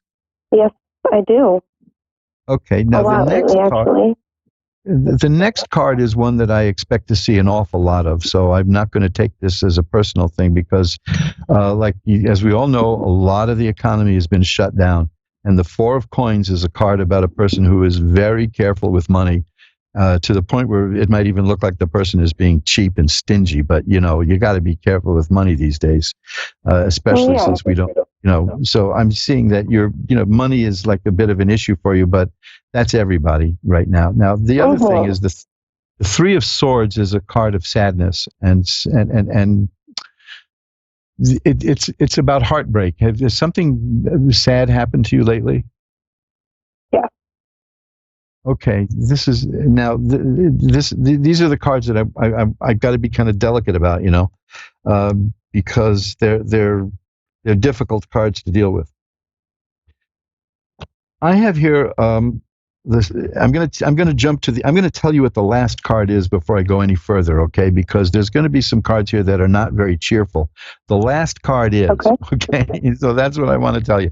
I want to tell you that the last card is the Six of Rods, and that's a card of success. So that means that all these things you're facing a lot of adversity now, and it's going to change. The Eight of Cups is about walking away from a situation or a relationship or a job or walking away from something in your life that isn't working out and going to something better. Either you've done that or you're considering doing that, correct? I have done that, yes. You have. Now, yes. Here's the thing where it gets better, because so far I haven't really told you anything that you don't know, but the cards are confirming it. The Tower struck by lightning. The card that I've got here is the Tower struck by lightning, and that means something is going to happen suddenly and radically to change things in your life and upend things. Because the next card is that good card of success, that's telling me that it's going to be a good change, that the change is going to help you get rid of all of these troubles that you've been going through lately. And I even see the Two of Cups here, which means that you're going to meet somebody who's going to be a very good friend and is going to help you. The Two of Cups is the beginning of a new relationship with someone. And I just see that there's sadness. There's a lot of sadness in you right now, and you don't, like I said, there's that Eight of Swords, which is the card of feeling restricted and not knowing which way to go and what to do. And then the Three of Swords is a card. If a nation got that card, it would mean civil war. So it tends to mean like trouble in the family. So you know what, you don't have to tell us what, you know, there's a lot of people listening. You don't have to tell us any of the details. But what I'm seeing is that this is going to change for you. It's going to change suddenly, and it's going to change for the better. Oh, And it's going to come out of the blue. It's going to happen suddenly. You know, and I mean, every card after that Tower struck by lightning is a happy card. I have the Six of Rods, which is success, the Two of Cups, which is getting to know somebody who's a new friendship or relationship, it's who will help you. The Four of Rods, which is a happy home. I mean, the Ace of Cups, which is the beginning of happiness. So all of that, you see, the other cards I had for you here, like the Four of Coins and the Three of Swords and the Eight of Swords, they all have clouds. They have clouds in them. The Tower has clouds in them. These cards have sunshine in them. So this period is going to end for you, and it'll end suddenly. And when it does, it's going to be like a weight just dropped off your shoulders, and you're going to know it. And when that happens, remember that that's the point. That's when the good stuff starts. Okay. Here's another card, the Sun. Now that's so funny because I just mentioned that there's sunlight in all of these cards. And I shuffle the cards and I get the Sun for you. You are doomed to have a good time. Your happiness is coming for you whether you want it or not. How's that? Okay, good, because I need it. I've had a lot of heartache since the beginning of this year, and it just feels like nothing's getting better. And I feel like, okay, I've had things happen and you have confirmed them just from that, and it's given me confirmation that, okay, I'm heading in the right way. Right. Well, you're not. I had a lot of sadness. First of all, the cards show that it's not in your imagination. That's the important thing, because the Three of Swords, that card, the Three of Swords, you can look at it online sometime. That shows a heart pierced by swords. That's heartache. That is heavy-duty heartache. Yeah. In some decks of cards, that heart is crying. So, this is exactly, like I said, you don't have to give us any details. I'm just telling you that in your future here is happiness. And it's going to happen suddenly. There's going to be that change. There's going to be an upheaval. And that upheaval is the Tower struck by lightning. It may be confusing at first, but I want you to remember when the big change happens, when this thing comes out of the blue like that and things change in your life, that's the first sign that all those other good cards are about to kick in. Okay? Keep that in mind. And you can always listen to this reading again. Thank you so much. I appreciate it. You have confidence. Literally, you just made my day. You really did. Thank you so much, because I all the things you said are all the things that I have been experiencing lately, and I've had a lot of heartache and sadness. But I have experienced new things, and it's just confirmation for me. So thank you so much. I appreciate it. Well, they're your cards, and I'm glad that I could be the instrument to get them to you. And please feel free to contact me anytime. I'm here every Wednesday at 11 Eastern, 10 Central, 9 Mountain, 8 Pacific, and I can be reached off the air at my email. I'll give you my email. Anybody else can listen to. It's asktarot, ASKTAROT at earthlink.net. Good old-fashioned email, Earthlink. asktarot@earthlink.net. And at my website, you can contact me through that, magic-works.com. And take a look at my website. There may be a lot of stuff there that'll help you out, okay? Okay, awesome. Thank you so much. You have a good evening. Well, and you too. And I'm having a great time because that was such a wonderful reading also. And I feel Thank you for it. It's coming. Thank the you. energy is coming. Bye-bye now. Thank you so much. Bye. And you're listening to Reverend Elliot's Magical Window. That's me, Reverend Elliot, and it's June 10th, and I only mentioned that because the last show was April 8th, so it's like 8 weeks ago. Wow, that's a long time to be incapacitated, and I was itching to do this show. I was so itching to do it. You have no idea the energy. You know, the thing is, paradoxically, I do get energy from this, positive energy. And I sure could have used a dose of positive energy, but I was in no condition to do any tarot reading for anybody. And so you got to stay away from magical stuff when you have an earthly, mundane issue going on. It's the same thing like if you have a legal problem, you can do magic to reinforce it, but get a lawyer. Cromwell, the British, I don't know what you'd call him. He was the protector of England for a while, Oliver Cromwell. But he was the one who said to people, put your faith in the Lord, but keep your gunpowder dry, which is, means, you got to do it yourself. There's another version of it in the Middle East, which is put your faith in the Lord, but tie up your camel. You don't want the camel to run away. You don't have a camel, you're in big trouble there. And I would walk a mile. Oh, no, I'm not going to go there. I won't go there. I used to smoke camels when back in my youth when I smoked a lot and loved it. But I'm older now and wiser. Valentin in Sweden. We're going to go around the world now here. Valentin, how are you tonight? Yes. I'm fine, Elliot, thanks. Well, thanks for calling in. It must be pretty late where you are now, right? Yes, it is. But you see, I have some sleeping issues because, you see, a couple of days ago I took some magic mushroom because I had some huge emotional issues and garbage I had to take care of, which I did. And it was a lot of pain that came out. And, of course, after that, I have to, work through it.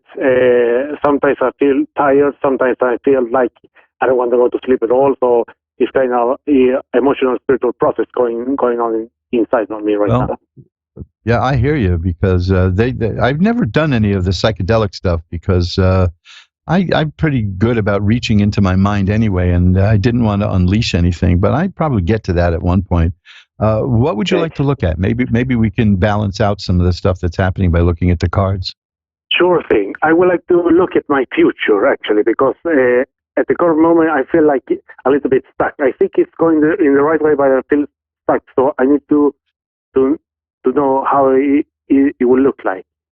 Well, yeah, it's funny because you said you feel stuck, and I had that card of a person being stuck for the last caller, and that was the first card I got for you also, which it shows a person tied up and blindfolded and doesn't know which way to go. So I'm seeing that that's what's going on. After that, I have the 10 of Swords, which I think is a card that'll interest you because it's a nasty-looking card, but it's a deceiving card that way because it's good news. It means the worst is over. The 10 of Swords, that's a card that shows a person lying face down in the mud with 10 swords in his back. And a lot of people interpret that card to mean treachery and somebody coming at you, but that's not the meaning at all. It has a much deeper meaning, and the meaning is that life has thrown its worst at you, and you're still here. Yep. You've survived. In fact, before I started the show, I pulled a few cards for myself, and that was the card that I got first for me. Because I've been out, I had a pretty dangerous disease for the last 8 weeks. That thing that's been going around, and that's and that card just means that the worst is over. Now there's changes coming in your life. What I'm seeing here is that the 6 of Cups is a card about the past and about your childhood. So it seems to me you're dealing with issues that go very far back, aren't you? Yes, it's true. Okay, well, according to this, you're paying attention to it. You know what you're going to be doing. I see that the next card is the 8 of Rods, and that means things are moving and they're happening now. They're happening now. They're moving. And so what you're going to see is what's happening, is what's coming. The next card is the Empress. That's a feminine side that all men have. Not many men are in touch with it, but all men have. But it's also the nurturing side. It's the side that makes things grow. And what I'm seeing here is, I'm going to read you a little story based on these 5 cards. And this may fit in with your experience. The 8 of Swords is what you said, you're feeling restricted and tied up. You don't know which way to go. The 10 of Swords, life has thrown its worst at you, and you're still here. The 6 of Cups tells me that the answer is lying back in your childhood. Somebody from your past may even come into your life again. The 8 of Rods tells me that this process is in the works now, and it's moving now for you. And the Empress tells me that you're going to embrace the nurturing, and the fertile side, the side that makes things grow. In many tarot decks, the Empress is surrounded by fruit and vegetables because it's about the side of you that makes things grow. Now, here's the interesting part. This is a card that, this is a perfect example of the meaning of a card changing depending on the cards around it. I had this card for a previous caller, just one of the callers before you. It's about walking away from a painful situation. In this case, it's coming after the Empress. The fertility and the nurturing that you're going to give yourself is going to give you the ability to walk away from the things that are harming you, and you're going to walk towards the things that are good for you. That's great. Because I've been way for long in my life around people who are harming me and things who are harming me, and it's enough. That's the Eight of Cups. You're going to walk away from that. If you don't have a tarot deck, you can look at the Eight of Cups online. Some decks have it that the person is walking towards a castle that's on the horizon, and the castle is what you want, and the castle is the good thing. So I'm seeing that you're doing the work that you need to do in terms of dealing with issues that go way back in your life. The process is ongoing. That's the Eight of Rods. The Empress shows me that you're going to embrace the nurturing side of you, and you're going to come out of this fine, and you're going to be able to take care of yourself. You're going to have a choice. The last card I'm going to leave you with is a choice, and I can't tell you about this choice. It's a choice that only you can make. It's the Lovers card, and the card is a choice. The Lovers is movies made this thing happen that people think it means romance. In some situations it does, but in general, the deeper esoteric meaning of the Lover's card is that you are going to be making a choice between the sacred and the profane. And either one of them you can make work. You're just going to face that choice, and you're going to know which one you have to make, because you're growing right now.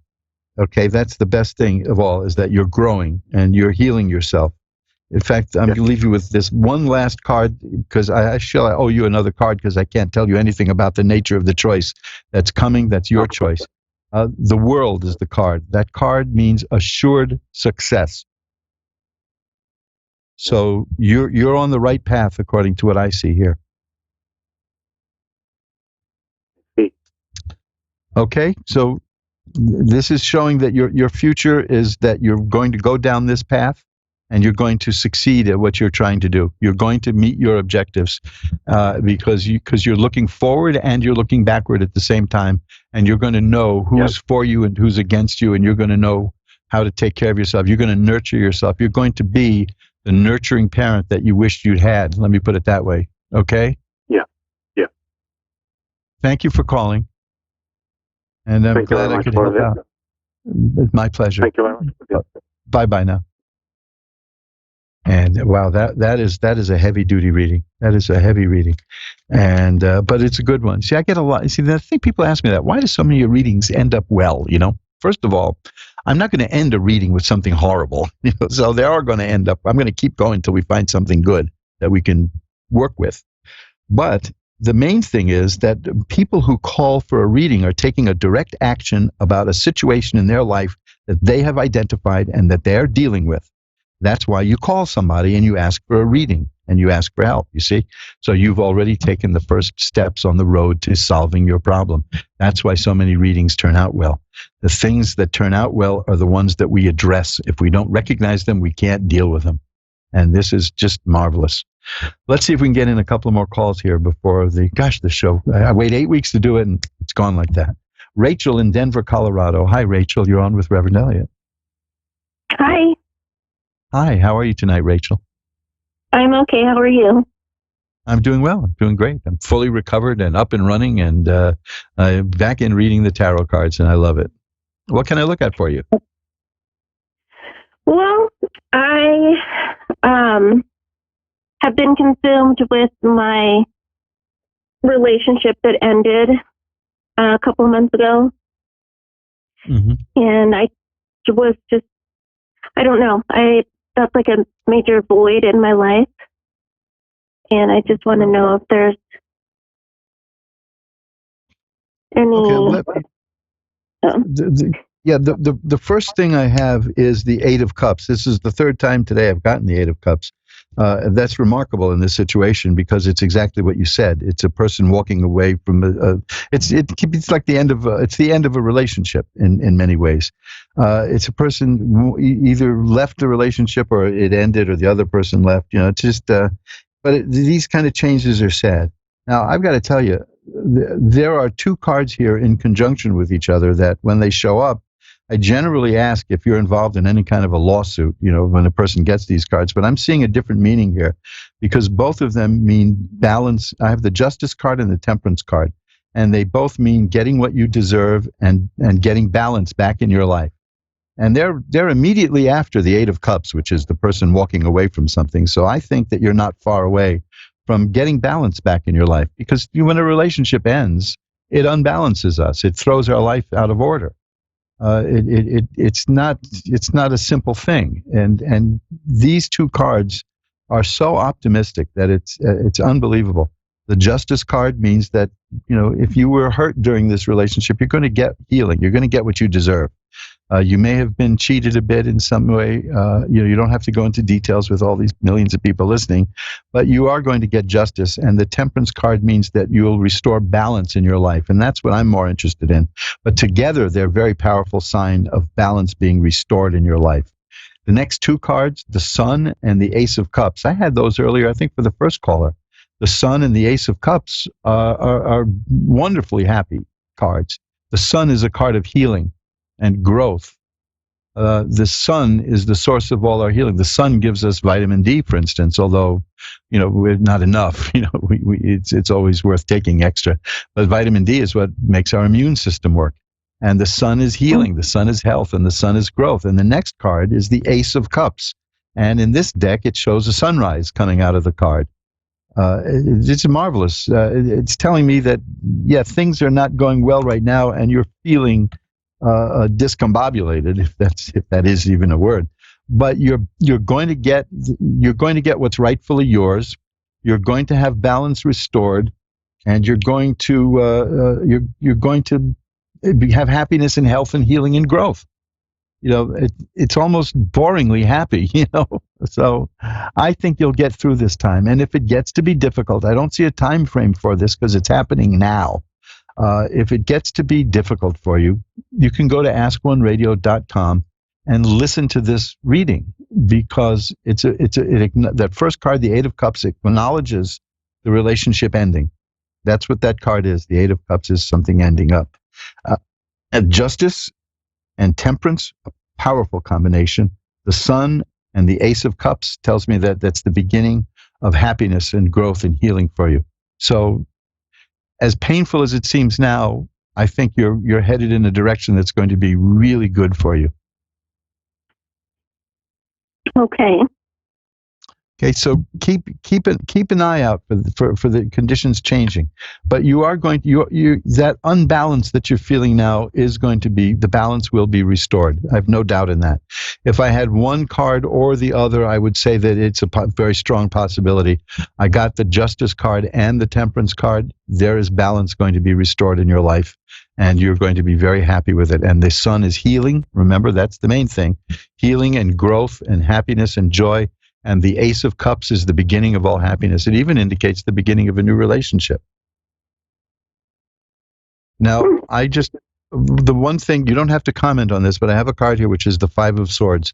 And that tells me that you were not treated very well in this relationship. You were not treated fairly. So that's where the Justice card comes in. You're going to get what you want. You're going to get redress. You'll be treated fine. Oh, here it is, the Two of Cups. That's the card of a new relationship.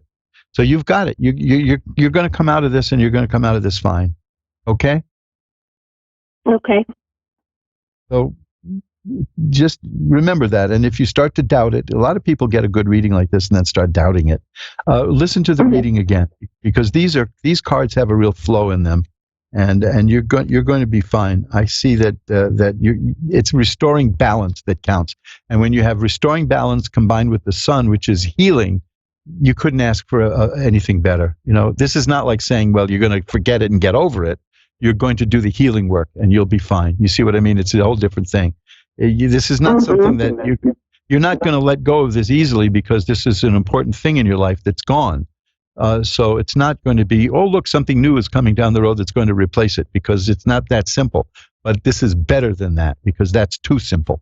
This is you doing the work, and this is you healing and growing and getting balance. And whatever you achieve, it's going to be your efforts, and you are going to be helping yourself. So that's what I like about that reading. I just want to be clear about that. It's not a glib thing like saying, oh, don't worry, you'll get over it. You know, it's saying that you're going to do the heavy duty work, and you will get over it, and you'll get over it really well, because you're going to heal. You're not just going to bury it under the carpet. You're going to heal. And that means the doors are going to be open for you like never before in your life. I want you to keep that in mind. And you're going to find somebody who's going to treat you better. Okay? Okay. Thank you for calling. I hope it helped. Thank you. My pleasure. Bye-bye now. Bye. Bye-bye.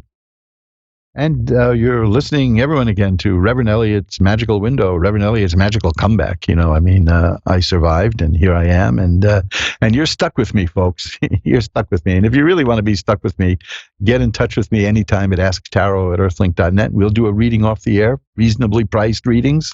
Like I said, I don't do readings. I do a reasonably priced readings. And, you know, something between you and me, the prices can be negotiated. You know, I'm not a stickler for that kind of stuff. And I'm thinking of putting in a nice little discount anyway, just to celebrate my return from the brink. We've got time for another call here, so let's get to Lynn in Georgia. Hi, Lynn. You're on with Reverend Elliott. Hi. Hi, Lynn. Hello, can you hear me? Yes, I hear you, Lynn. How are you doing tonight? Oh, I'm doing fine. Thank you so much for taking my call. That's what I'm here for. What can I look at for you? I've got just a few minutes left, but we have plenty of time. Okay. What would you like to look at? Well, I have a son who's pretty sick, and I was just wondering if any comments or thoughts or anything. Okay. Well, I'll shuffle them up. Of course, I always mention, you know, and I'm sure you know, I don't have to tell you, but it's just an obligation.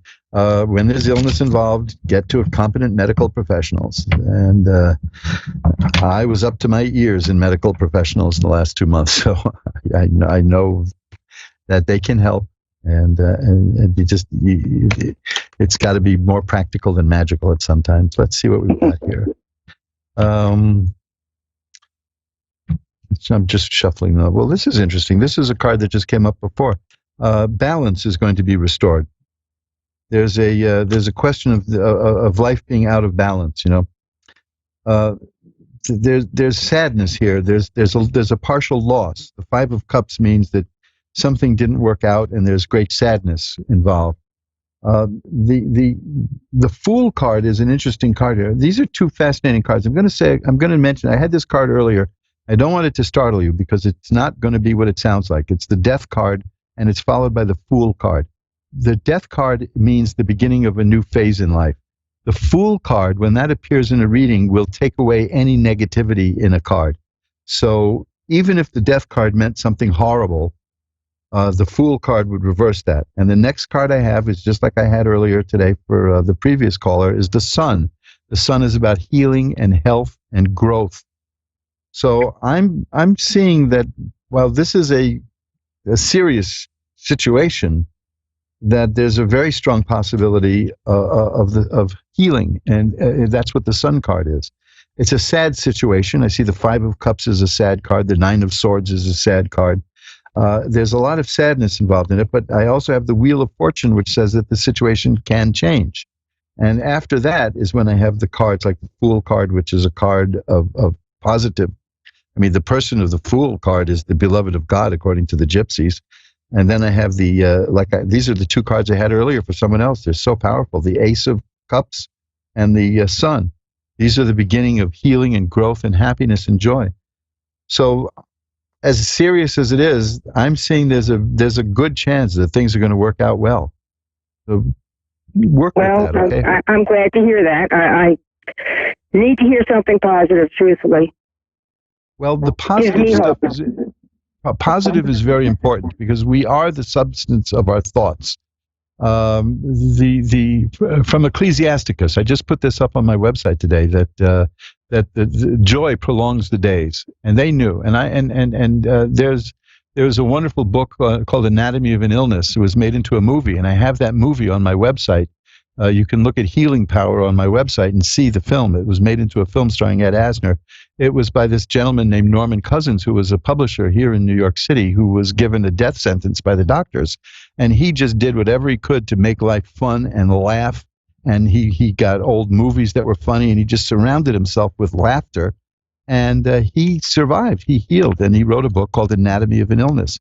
So it's worth considering. Some people will put it all down as metaphysical mumbo jumbo, but our attitude is everything. And the body can heal itself more powerfully than most people know. This is why I mentioned at the beginning of the show, I don't know if you'd heard it, because I got hit with that disease going around. And as soon as I knew it was starting, the first thing I did was I gave a stern talking to my immune system, and I said, folks, I need you. I need you now. And it's about a positive attitude, and that is important. Any doctors will tell you that people who give up and mope around and expect the worst will get the worst. So please go to magic-works.com and look at Healing Power. Now, this is not to say give up on medicine. You know, they're good for acute problems. But when it comes to basic fundamental living, they're too chemically oriented. They're too pharmaceutically oriented for my taste. I think the best medicine is joy and laughter. And that will help the medications work. That will help everything work, and it gives people a reason to go on. So I strongly recommend you just at least look at that and keep in mind. I will do whatever you can. Do whatever you can to be positive. Now that's an easier thing to say than to do. I grant that. And I just came off of a disease that has 9/10 of this country terrified, but I got through it. And I maintained as much of a positive attitude as I could, and I credit that with helping me get through it. I'm not a young guy, you know, and I do have an underlying medical condition, and I'm still here. So anyway, I've got to go. I got like a minute left, but you can get in touch with me at asktaro@earthlink.net, and if you just need to vent and write something to somebody. Do it to me, and I'll keep that confidential. I'll delete it as soon as you want me to. You know, it's no big deal. I don't save these things anyway, and I don't save email addresses. But I've got 45 seconds, so I'm out of here. I've got 60 seconds. Okay, blessings. Thank you. Thank you for calling in. The best of luck to you with your son. Thank you. Thank you. Bye-bye. And that's it, folks. Look at that. We've come to the end of Reverend Elliot's Magical Window. Again, if you want to know more about who I am and what I do and what I can do with you and for you, magic-works.com, M-A-G-I-C-K. That's the old-fashioned way. Some pronounce it magic. Magic-works.com, and that's the place to see everything that I do. There's like 90 pages there, so you can waste a whole day there. Lord knows I've wasted time putting stuff up there, just playing around with it and moving pictures around. You know, it's like somebody told me it's the cabinet maker's mentality, where they have to get every joint just perfect in a cabinet, and every drawer has to slide in perfectly. And, you know, that's what happens when you build a website. I'd say, should this picture be about 0.2 of an inch over that way? And it really doesn't matter, because everybody has a different size screen. So why, right? So I will be back next week. Next Wednesday at 11 Eastern, 10 Central, 9 Mountain, and 8 Pacific. So until then, remember, time flies. It's up to you to be the navigator. Bye-bye now.